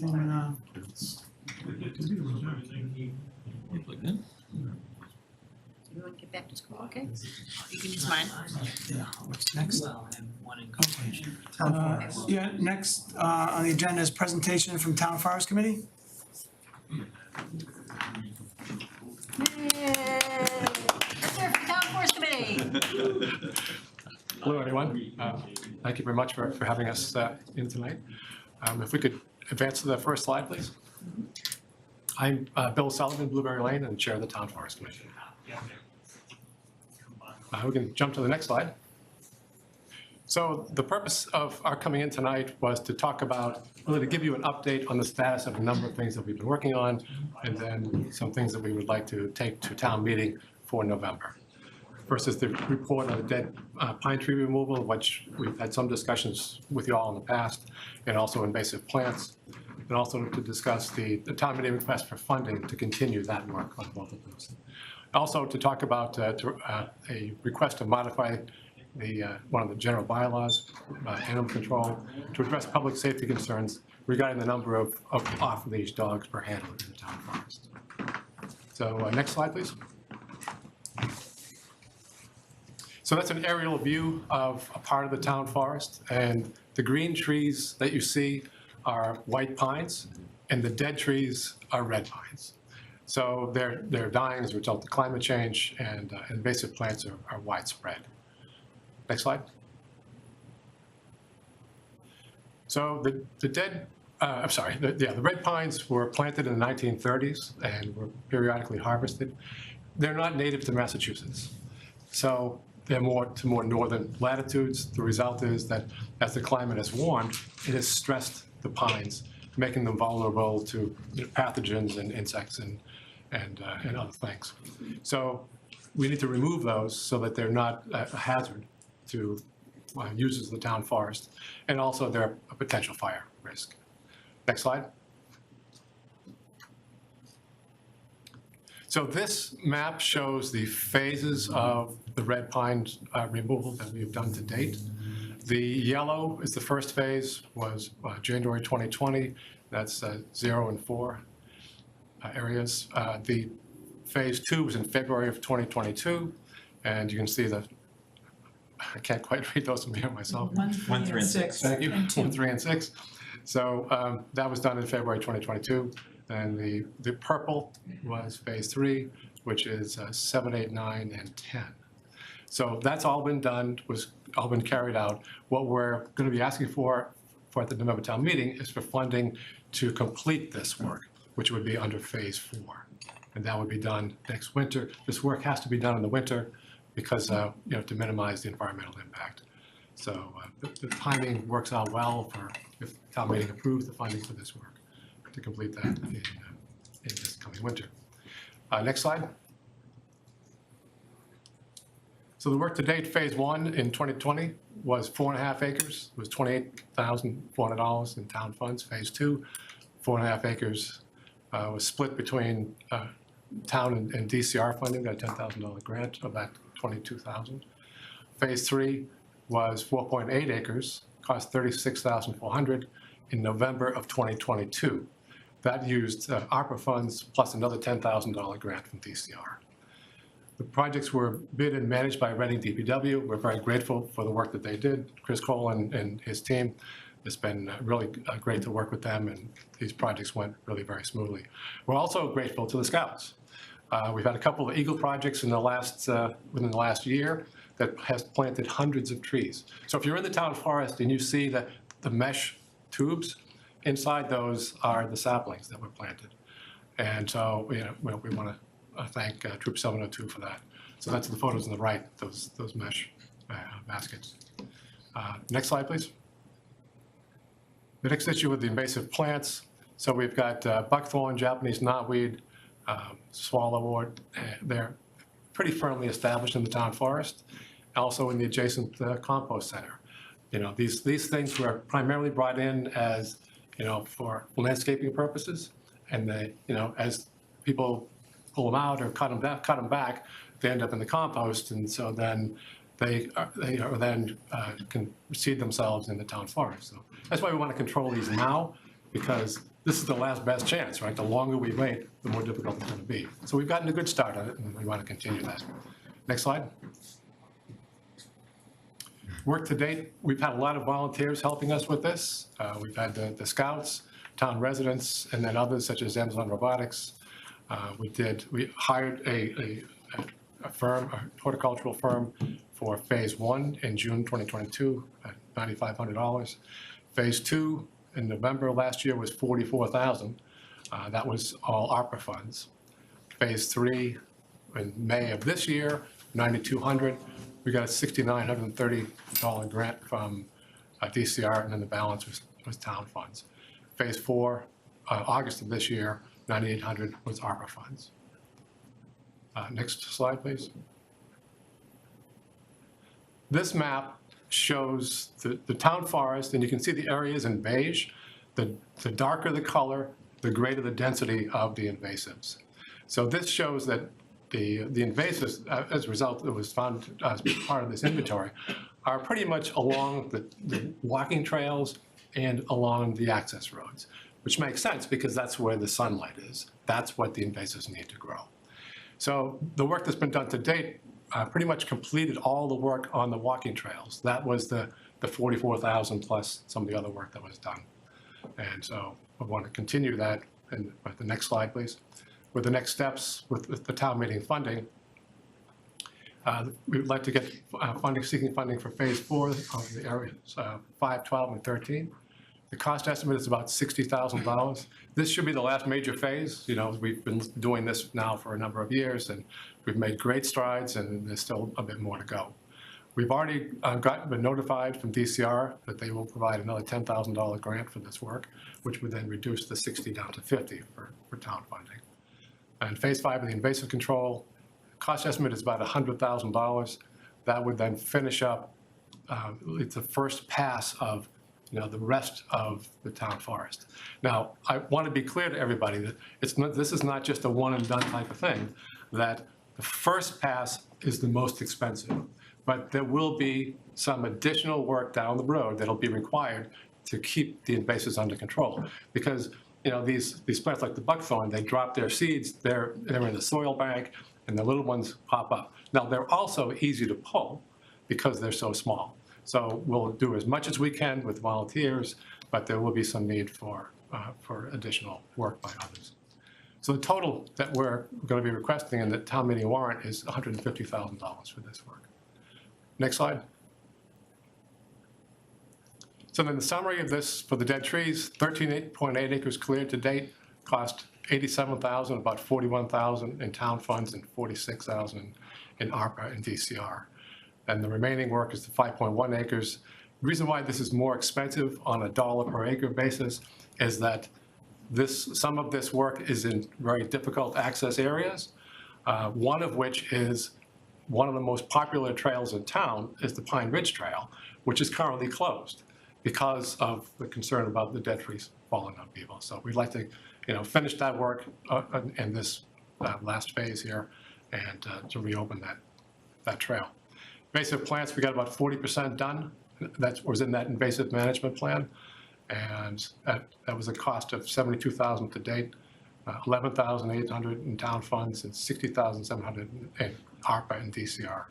The remaining 60% is estimated to cost about $100,000. We will be seeking grants for that, and again, there will be some future maintenance required. So the next item pertains to this item 3, is goes to the concern of the number of off-leash dogs per handler on this slide.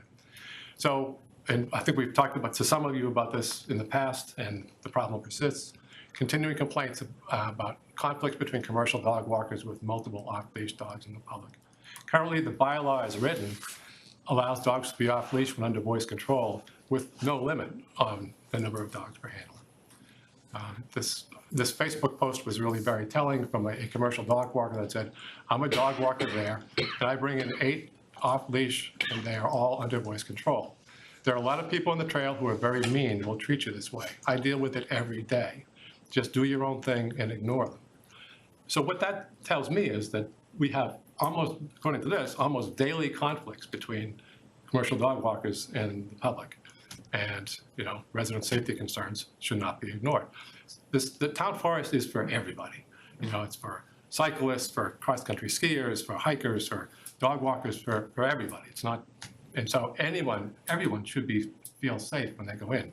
But certainly members of the public feel unsafe when they're and feel threatened by large groups of unleashed dogs. And the key thing here is that this is not a dog park. If someone is walking in a dog park, they would have every expectation that there will be dogs there all around them, and that's to be expected. But again, it's a town forest. So with the committee, the Town Forest Committee investigated policies in other towns. Next slide, please. To see what our neighboring towns do. So this is a list of 15 communities. The next slide, if you would, is kind of a summary of all of that. Of the 15 neighboring towns, 11 require dogs to be leashed in public except in a dog park. 4 allow dogs to be off-leash in public spaces, obedient to command. So we're, you know, in the minority. I mean, you know, most towns don't have areas in public that allow off-leash dogs. We're not suggesting and we're not proposing to change that. We're not proposing to join the other 11. But what we're looking for is to reduce the number of dogs off leash per handler. Next slide. So the proposed bylaw amendment has 2 parts to it. One is the current definition of effective voice control pretty much says the dog has to be within sight and the owner has to have a leash. And it says that, you know, the animal cannot do anything illegal. It's very vague. So what we've come up with is some language after a number of meetings that says that an animal shall be deemed to be effective voice control if it is within the handler's sight, refrains from aggressive behavior, comes immediately when called by its handler, and the handler is carrying a leash per dog. Aggressive behavior is any behavior that would cause a reasonable person to believe the dog poses an an unjustified imminent threat of physical injury to a person or another dog, including but not limited to jumping on, repeatedly barking at, or approaching any person without their consent. So then the next part of that would be the control of off-leash dogs. The maximum number of off-leash dogs shall not exceed 2 per handler in the town forest. Any dog that does not remain under effective voice control as defined in 813 must be placed on a leash or removed from the town forest immediately. Dog waste must be removed. Dogs must be leashed when entering or exiting the town forest. Visitors who do not abide by these rules may be required to leave the town forest, in addition to other actions. Next slide, please. So in summary, for these, for the November town meeting, we're to build on the work that has been done to date of removing the dead trees from 13.8 acres. We're seeking $50,000 for phase 4, the dead tree removal. The Reading Fire Department supports our effort. That's a recent letter from the fire department because they're concerned about the fire risk with the dead trees. Invasive plant control for the town forest on the trails was substantially complete following the invasive plant management plan. At the November town meeting, we're requesting $100,000 for phase 5 to address invasive plants on the town forest access roads. So remember that the management plan talked about trails and access roads. We've pretty much done trails. Now the rest is for the access roads. And then also at the November town meeting is a request to amend the general bylaw on animal control to improve public safety and reduce negative interactions between dogs and residents. This change to the animal control law was reviewed by town council, was approved by the bylaw committee, and is supported by Reading Public Health Department, Lade is here, and also the animal control officer. Next slide. So we'd like to, certainly welcome any questions that you may have and on any of these 3 items. Thank you. Any questions from the board? And we'd also would like your support on this. Chris? Thanks, Carlo, and thank you, Bill. Yeah, I'm definitely in favor of finishing up the dead pine removal. I know I've said it a dozen times, hopefully I don't say it anymore, is I don't use the town forest as much as everybody else does, but I know that it's something that we should definitely be taking care of. So in the spirit of that, I guess I'm also for the invasive plant removal, but what is the ongoing maintenance cost after the 100,000? Do you have an estimate? Is it 10 grand a year? 50 grand? Like what do you have? Yeah, if we did, I would estimate around 20, because once the first pass is done, and they go in and they'll, this has to be done by the larger plants that can't be pulled. The little ones can be pulled and volunteers can pull them, but the larger buckthorn, some of them are 2 inches in diameter. Those have to be cut and dabbed with an herbicide. It's all been, we do all this work in conjunction with the Conservation Commission, and it's all done according to protocols. So once this first pass is done, the rest of the maintenance, I'm estimating would be in the order of about 20 grand a year. And then that's, maybe for the first year, might be a little more, it might be 30. And then after that, as these things start to die out, then that will diminish also, the maintenance will just diminish. Yeah, because that's my biggest thing is if we don't actually maintain this, I don't want to be in this position 5-10 years from now. I couldn't agree more. So. and also why it's important is that as we're taking out the dead trees, we're getting sunlight. So this is going to be a battle for control. We want the natives, that's why the Scouts planted all those trees, that we want native plants to take over where the dead pines were, not buckthorn and other invasives. And because I'm not a plant expert, et cetera, what is the downside to actually leaving them there? Are we talking, they're going to just take over the town forest and you can't even walk in anymore? Or what is the actual downside? It's going to kill all the trees or? It will displace, eventually it will displace the native plants. And there'll be nothing left but invasives because they're very hardy. That's why people planted them, for landscaping, because they grew so quickly. Mm-hmm. And then pivoting to the dog leash scenario, I guess where I fall on that, how did you come up with the number of 2? That was a recommendation of the animal control officer, the town's animal control officer. Because seeing, like you mentioned, we don't want to become the 11 kind of scenario, that's kind of where I would fall on. It's more of, I know I said it maybe a year or two ago, I don't trust like someone to be able to take care of 8 fish, let alone 8 dogs. And I still stand by that. I still don't think that, you can, they're animals, they're gonna do whatever they want during whatever scenario. But at the same time, there are people with single dogs that are also a problem as well. And I've heard multiple reports regarding that, and this is going to do nothing to curb that. And I hate to remove, because one bad apple ruins the bunch kind of scenario, but that's kind of where I lean on this, is that you're still gonna have people being jerks in there who have single dogs or 2 dogs. And I was bit by a dog when I was a kid, so believe me, I have the whole I don't want to be near dogs thing. I had a chihuahua myself after the fact, but that's a different conversation. So I still remember where I was when I got bit, etc. So I know what that can do to people, but I don't think this is going to solve that. I think you're right. In fact, I can give you an example. I was in the town forest when we had that one snowstorm this year with my wife, and we were snowshoeing, and these people came up with a dog, and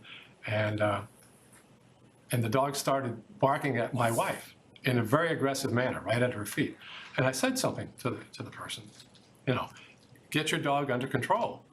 And she said, well, the town, the dogs can be off leash in the town forest. So basically, I'm not gonna bother. And I said, yes, if it's under voice control. Clearly that dog was not.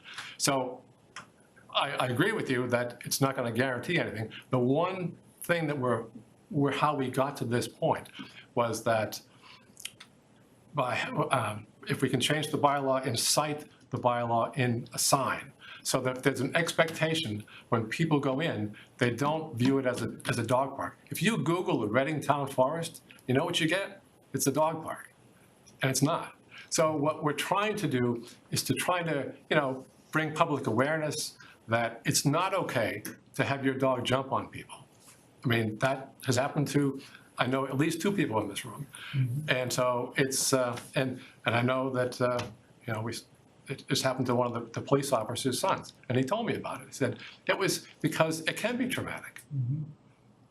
So was this a compromise to settle on 2 instead of going right to nothing? Yes.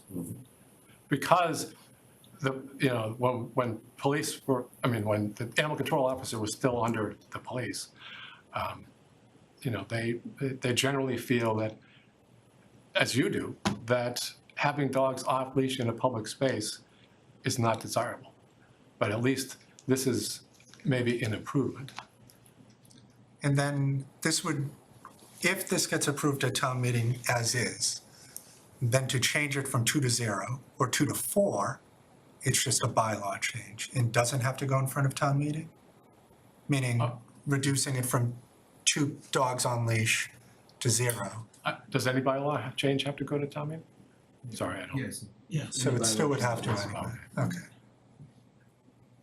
Well, I wish you the best of luck on this. I know there's going to be probably a very spirited debate regarding this, but I mean, I don't know. I just wish that people would take care of their dogs around other people, because it's not a good scenario all the time. And it's only a matter of time before something bad happens. And hopefully this is going to somewhat prevent that, but I don't kind of think so. But. Now, one thing, if I could add, that the animal control officer did recommend, that if there are 2 dogs off leash per handler, when they approach another person, with or without dogs, doesn't matter, that they leash their dog. So. And who's going to enforce this? Well, see, and that's where, the idea being that on this sign, as you walk in, there will be a line that says, report any violations of this to the animal control officer. So, it's no guarantee we're not going to be having, public health or the police monitoring this, but sometimes that threat that something bad might happen to them does spur people to do the right thing. I hope so, but I appreciate it, thank you. Anyone else? I just want to thank you and the rest of the Town Forest Committee. It's great to see the summary of the past 4 years. Kudos, thank you. And hopefully, I don't know that we have any red pines in the rest of the town, but I can tell you, I know we have the conservation administrator here. I'm in Kirchian Woods, the buckthorn is out of control. There is a beautiful stand of, at Bear Meadow, there's huge stands of Japanese knotweed along Arthur B. Lord Drive, Main and Arthur B. Lord Drive. Right now, there's a huge stand in the wetlands of Japanese knotweed. It smells lovely, it's in bloom. It's huge and it's, so to your point, Chris, I think we need to realize as a community that to some extent, so this is a battle that should be fought, I agree. But these things are so invasive that we're gonna have to start looking at other open spaces as well, because they get around, birds, animals, the wind. Apparently Japanese knotweed go under 4 lanes of highway and come up the other side. I mean, so it's a good question. I think it's gonna have to be probably a larger expense that we have going forward to protect our open spaces, but this is a good start, because it's a massive piece of property. It's the town jewel. Thank you. Thank you. Thank you so much. Thanks. All right, who's doing the parking? Andrew? Andrew didn't go on, but I will do the parking. Okay. Wait, you skipped one. Damn it. Trying to get home. But yeah, Approval of the land damage. Ryan wants to go. Yeah. 9 o'clock one. Come on up. Are you DOT? Ryan's here. Is in it case Ryan there's or any is it Chris? questions. I arm wrestle Andrew again for this one. How did Andrew get out of here? You're really good at arm wrestling. No, I'm not, I lost. You got 5 minutes. 2 minutes. I don't have the language, but. Yeah, it was a request from the state, Mass DOT. Apparently, we own some land in Wilmington on 38. And I think it might have to do with RMLD or something, but, and there's a project gonna be going on there, and they're in the process, or they've done a taking, and then this land damage agreement is part of it. I'm told it's fairly standard. Ryan may know more about the specifics. There's a map in there if you're interested in the project. So the state has asked me to present it to you for approval. I guess it's pretty pro forma, but, first time I've seen it. I don't know if Ryan knows anymore. We have no need for the land, nor do we know what it was for. It's along the railroad portion. The state's taking it as part of a road project in Wilmington. So, I advise that we just. But it's deeded to us. It is deeded to us, but, council did a review on it. Yeah, we did run it by town council. And it's probably a leftover for whatever reason when the railroad, we just don't know what it's for. Yeah. I don't think there's any need for us to hold on to it. Okay, approved. Okay. We have a motion, they have a vote on. For the motion? Yeah, before the motion. So, did we ask RMLD and make sure that they don't have some incredible plan for this? I think I said RMLD, but I think I meant MBTA, right? It looked like it wasn't MBTA. Well, there was an original discussion that it may be RMLD, but Okay. that was, I think, when Jenny did her research, it was just something that had to do with the rail. It was just something that was a sliver of land. I don't think we really know what it was for.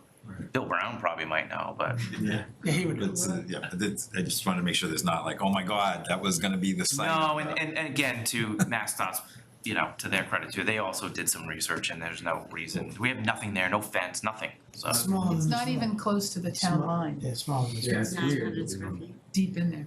It looks like it's almost on the Burlington line? Oh, no, Burlington Burlington Ave. Ave. Yeah, like that 62 area, My mistake. they're doing a nice Is it project. contiguous with the town of Reading, or is it No. like? No. Okay, cause, No. It may have been in the past though, okay. so that might be Well, how it got to that point, but I doubt it. It's up by Church Street in Wilmington. Never know. It's It's way up. That's a high. Yeah, that's why I was like, that's not even contiguous, so It's it's like it's on the weird. corner of 62. That's right. It is. Yeah, It is. that's It is. exactly right. Yeah, it's way over. Yeah, it's way up. So they don't have to give us $1 million for it? No.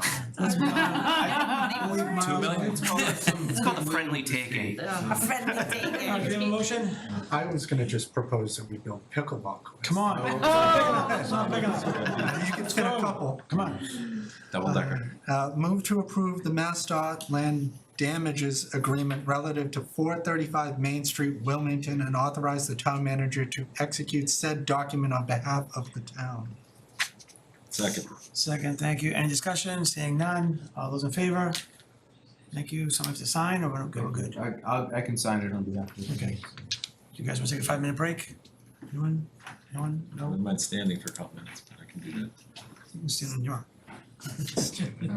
Alright, parking kiosk is gonna be Jean? Yep, really quickly, all of the parking is working. So all of the kiosks work, all of the pay by phone works. One of the kiosks stopped working without warning over the summer, and so it had to have a chip. Before it went live. Yeah, before it went live, yep, it had to have a chip replaced, so we were reviewing it with parking enforcement, and we're like, this one, that's not even, like, the screen wasn't coming on, we rebooted it, we did all the things, and then we had to have a part replaced, and the technician come out and install it and get it right. So everything works, Okay. all of it now works, We're live. it's not on. Oh, it's not on yet. Okay. It's, well, let me rephrase it, it's on, they're covered. Not live. Gotcha. They're covered, we're not enforcing the payment, everything works.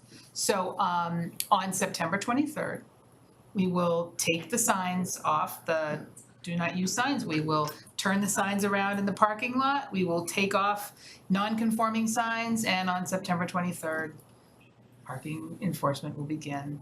It'll be very gentle at first, and we'll be down there helping people Right. use it. We'll be doing public information campaigns starting tomorrow. The businesses will get notified, all that. Yeah, there, all of that, all of that will happen, and, but yeah, everything's working, Okay. we've changed some of the language, we, since one thing wasn't working, we dug in a little bit more, but it's all ready to go, everything works, What's that so, warranty on these things? a year, I Yeah, think, okay. more than that, actually, but yeah, all of it was under warranty, Yeah, didn't yeah. cost us anything. to Right, fix. right. Yeah, but was it from a year of when they were installed or from a year of when we go live? Probably a year when we Year when bought we, them. yeah, probably, Great. yeah, no, but some of them we didn't even turn it on, and so we're like, you guys can't even believe this thing's already broken, so. Right. I will reserve my opinion of our vendor. Please. But it's all good now. Andrew's been, and Deputy Chief Amendola have been persistent, as have I, to bring it all. And are we paying like a monthly fee for support? Like what are we? We pay a monthly fee, and we pay a fee on every $0 transaction. So right now, you can go, somebody can go down to the upper court lot, put in and for 20 minutes or 45 minutes or whatever they want, Yeah, and not pay anything right, to the kiosk. right. The We get a fee. parking control person knows, but we pay a fee on those transactions. Yeah. What do we pay? It's a de minimis, but it's, I can get you Cents. the, yeah, It's it's cents, cents, it's yeah. like 15 cents or something like that. But you have to assume that most people are gonna use it under the time limit, so we're actually gonna lose money. I don't know that we'll lose No, money it's based just- on how much parking we'll actually get over, but we'll see. I'll be We're gonna very see. curious to People see are how already that paying on the works out. pay by phone app. What? So, yeah, That's because great. that's been live for a while, it's been alive since June. Don't say anything, all right. And no, we're not enforcing it, but I think Right, people are right. coming to town and looking for parking, Parking, find yeah, yeah, it, they're yeah. all set and off Yeah, they go, yeah, yeah, yeah. and they're not necessarily Okay, residents, no, so that's good. So September 23rd, that's correct. that's when the balloons will go out. Okay, That is correct. all right, thank you. Thank you. Any questions? No, I think we're good. All right.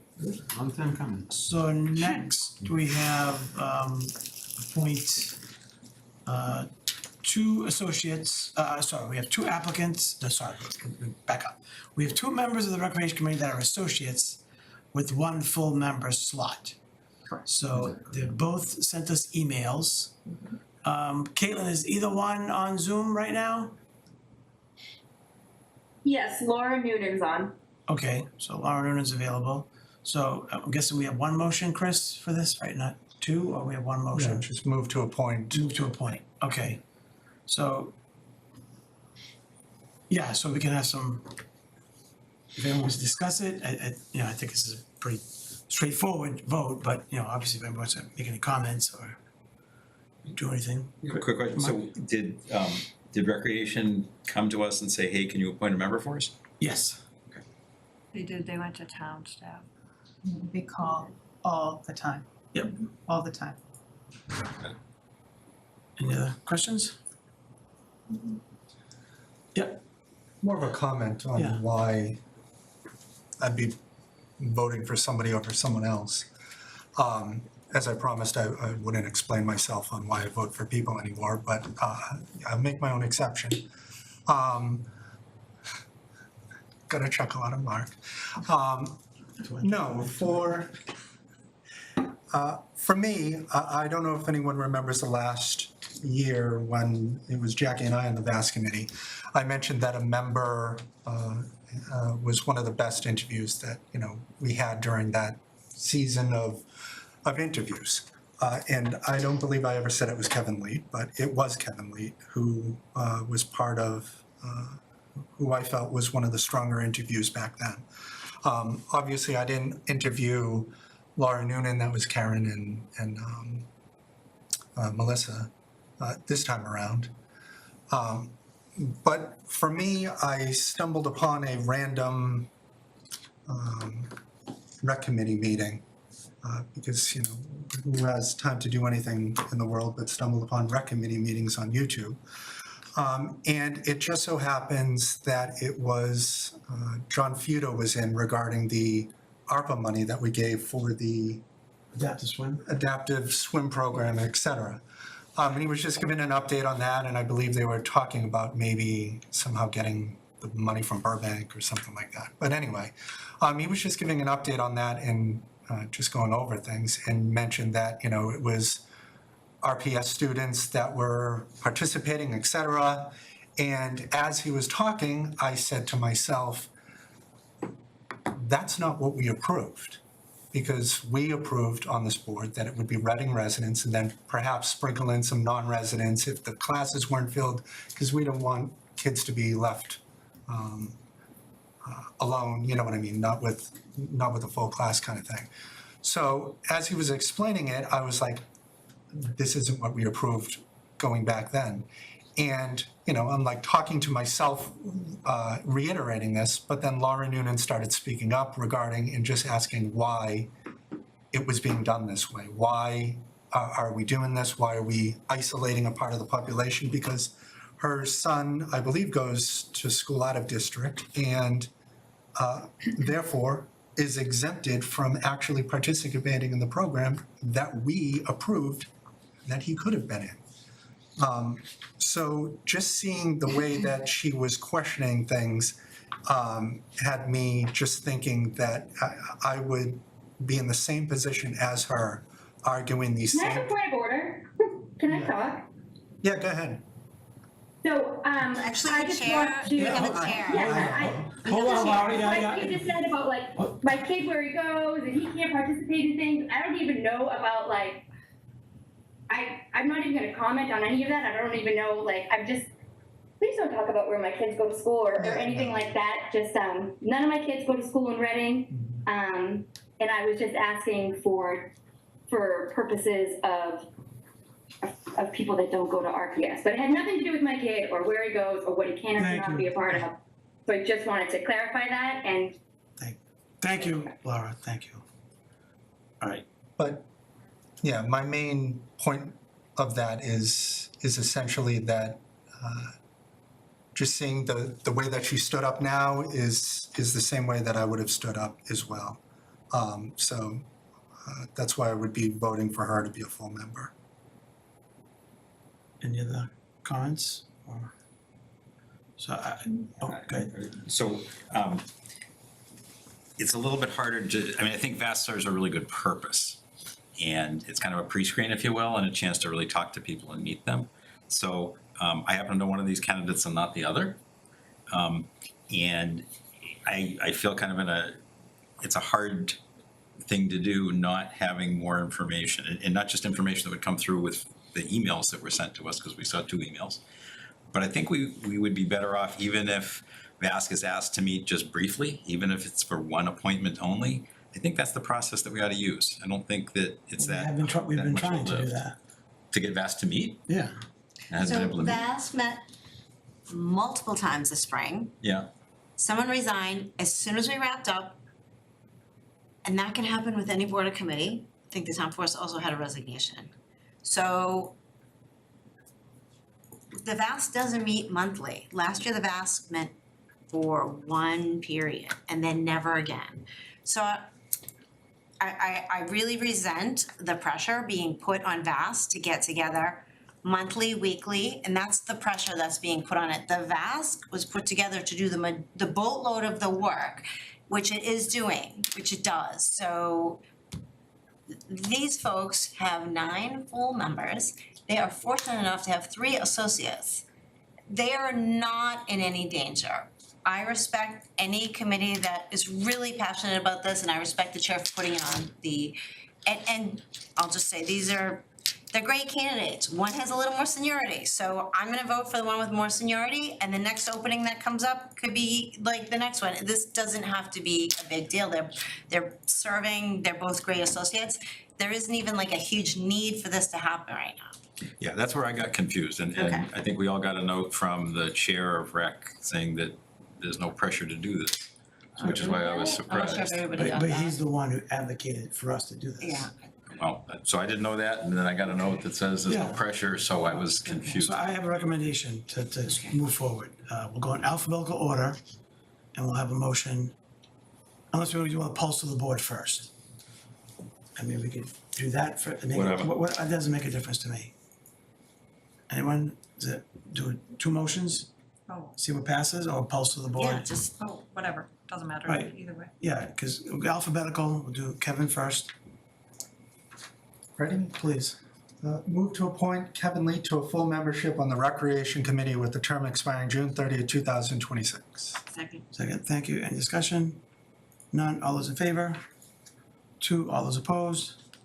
3, second motion, I guess we don't need it, but we'll do it. Move to appoint Laura Noonan to a full membership on the Recreation Committee with the term expiring June 30th, 2026. Second. Thank you, Mark. Any discussion?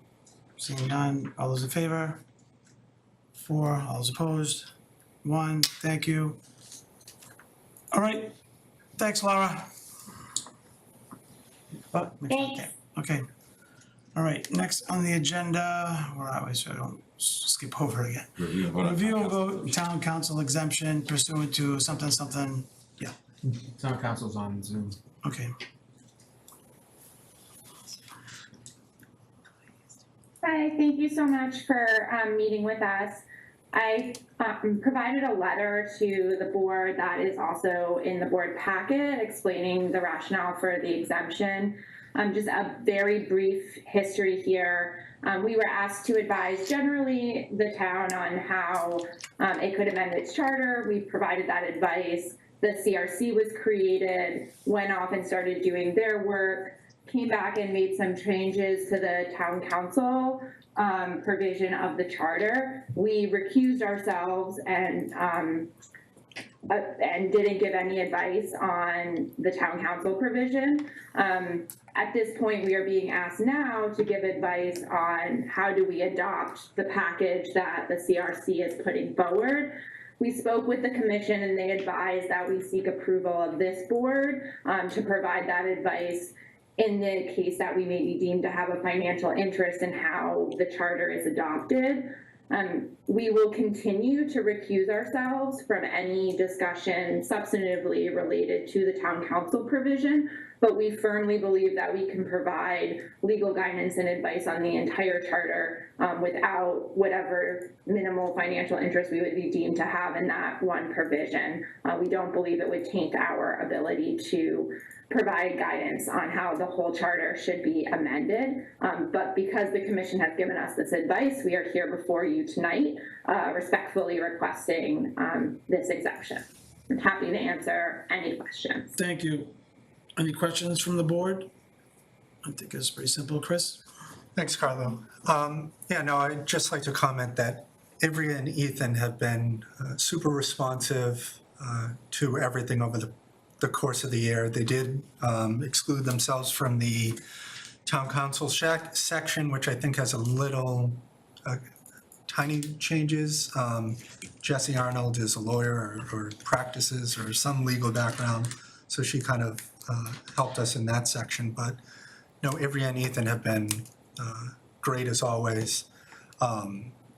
So no, I don't see any reason not to grant the exemption. We've granted almost every single exemption here, going back to the fire chief before Chief Burns needed an exemption for something. The former town manager, not Fidel or Bob, the one before that, Heckenblecker, needed an exemption on stuff. We've routinely approved Section 19 waivers, as well as conservation members, 2 of them, over the years, so it's nothing different. Thanks, Carl. Thanks, Chris. Just a comment. I think that from a process point of view, they have and are recusing themselves from the element that has a direct financial impact, but providing the service to the town that we hire them to do. So I think that this instance is exactly right. They got the advice to go through this process. To me, it seems very straightforward that we would grant this. No problems. Okay, do we have a motion? Move to approve the Section 19B1 exemption request filed by Town Council on September 4, 2024, and authorize blank? Is it you, Matt? I think it would be Carlo, is the appointing authority. All right. Chair of the select board. Authorize Carlo Bacci, Chair of the Select Board, to sign the agreement on behalf of the board. Second. Second, any discussion? Seeing none, all those in favor? 5-0, thank you, guys. Thank you, Thank you folks. so much. Thanks. Appreciate that. Thank you. Thank you. Next is future agendas. I'll raise my hand on your left. Okay, go ahead. One of the things that I think we should do is have a discussion about either forming a committee or how the select board would like to go about discussing the Pleasant Street Center in the event that a new Center for Active Living is developed, then the Pleasant Street Center would be available for other potential uses. I think that as ReCal comes forward to the community and then to town meeting, I think there's an expectation of understanding what we might do with the other building, if there's a new building that's gonna be built. And I think we ought to have we ought to get that discussion going, so I'd like to propose an agenda item to talk about that. Okay. And it could be, who knows what, that would be, Yeah, why we have the yeah, agenda yeah. item. Got it. Did you, yeah, Melissa? I don't know if this needs to be a select board agenda item or not, and maybe Jane and Matt can let me know, but do we need to have a discussion about the trash issues? that we're having? The continued Yeah, complaints that we've seen. recycling and trash. Yeah. I don't think it's an agenda item, but I think it's a. It's not something I just want that staff residents have. to know yeah. we are not ignoring them and we have to do something, like this is getting out of control. I don't disagree. My understanding, Matt, do you wanna speak to that? Yeah, so we obviously know the issues out there, we've been getting the calls. It's unfortunate that this is happening. It has been, improving on a week-to-week basis, but then all of a sudden gets worse. There are options in the contract, I don't wanna get into them now in an open forum, that we can explore and we're looking at. And we're watching, very closely on the service end of things, how things are going. Especially Chris Cole and his group in DPW, so it's not falling on deaf ears at all. And, we're looking There at just seems to be no consistency in their service and we're paying them, but they're really not being consistent with the service that they're offering our residents, so. Yeah, That's what it seems. my recycling's getting picked up the next day every week. It's not a big deal, but it's the next day. They're a day late, Yeah. right. Could I make a possible suggestion? Yeah. And just ask that at kind of all the board meetings going forward until really there's an improvement, you folks share an update with us. Yeah. Which hopefully adds a little bit of push on you guys that we're watching, Oh, no, don't. we're hearing and we're watching. It's no trouble whatsoever. Appreciate that, thank you. We spend quite a bit of time, staff time. I'm sure, Right. I'm sure. On, And they on were at these your issues. past meeting too, in person, you know, so Yeah. we try our best, so. Somebody was really mean to them, so maybe they skipped a few more trash barrels. Anyone else? Not being their I best. think Future someone agendas? went very easy on them. I Yeah, I don't know about that. Aren't they like the Teamsters? I don't know. Anyway, they're a pretty big corporation, so, That is but failing. we are putting out an RFP and hopefully we will. Oh, yes. Good, We are okay, making good. everybody sharpen their for sure. pencil. Yeah, good. So I have the 24th laid out, and I know Victor's on there twice, but we confirmed that we're gonna go the 8th on the tax classification. Because I knew Karen was gonna be out of town, and so I just wanted to make sure Victor was good for another day, because I thought today was way too early. And so let's confirm that Victor can do the 8th. Yeah. Yep, so that'll be that, so that'll be taken off the 24th. Obviously, we have a little bit of room, you know, to add some minor things, but I'm probably not gonna change it much. And then we have the town meeting, and then, you know, only one meeting in October, so that agenda will get bigger, obviously, but you know, if anyone else has anything to add. Could I ask that for the 24th, maybe slot in the discussion of Pleasant Street Center?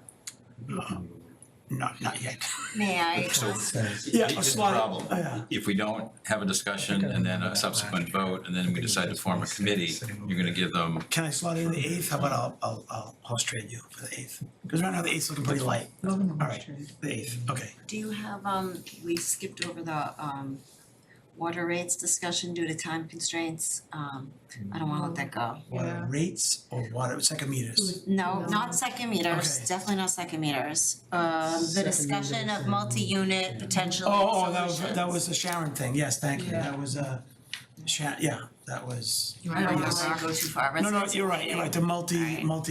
multi-unit, Multi-unit, yes, that was a The number, tiered. number crunching with the muni thing and all that stuff, yeah, Yes, yeah. all right, so.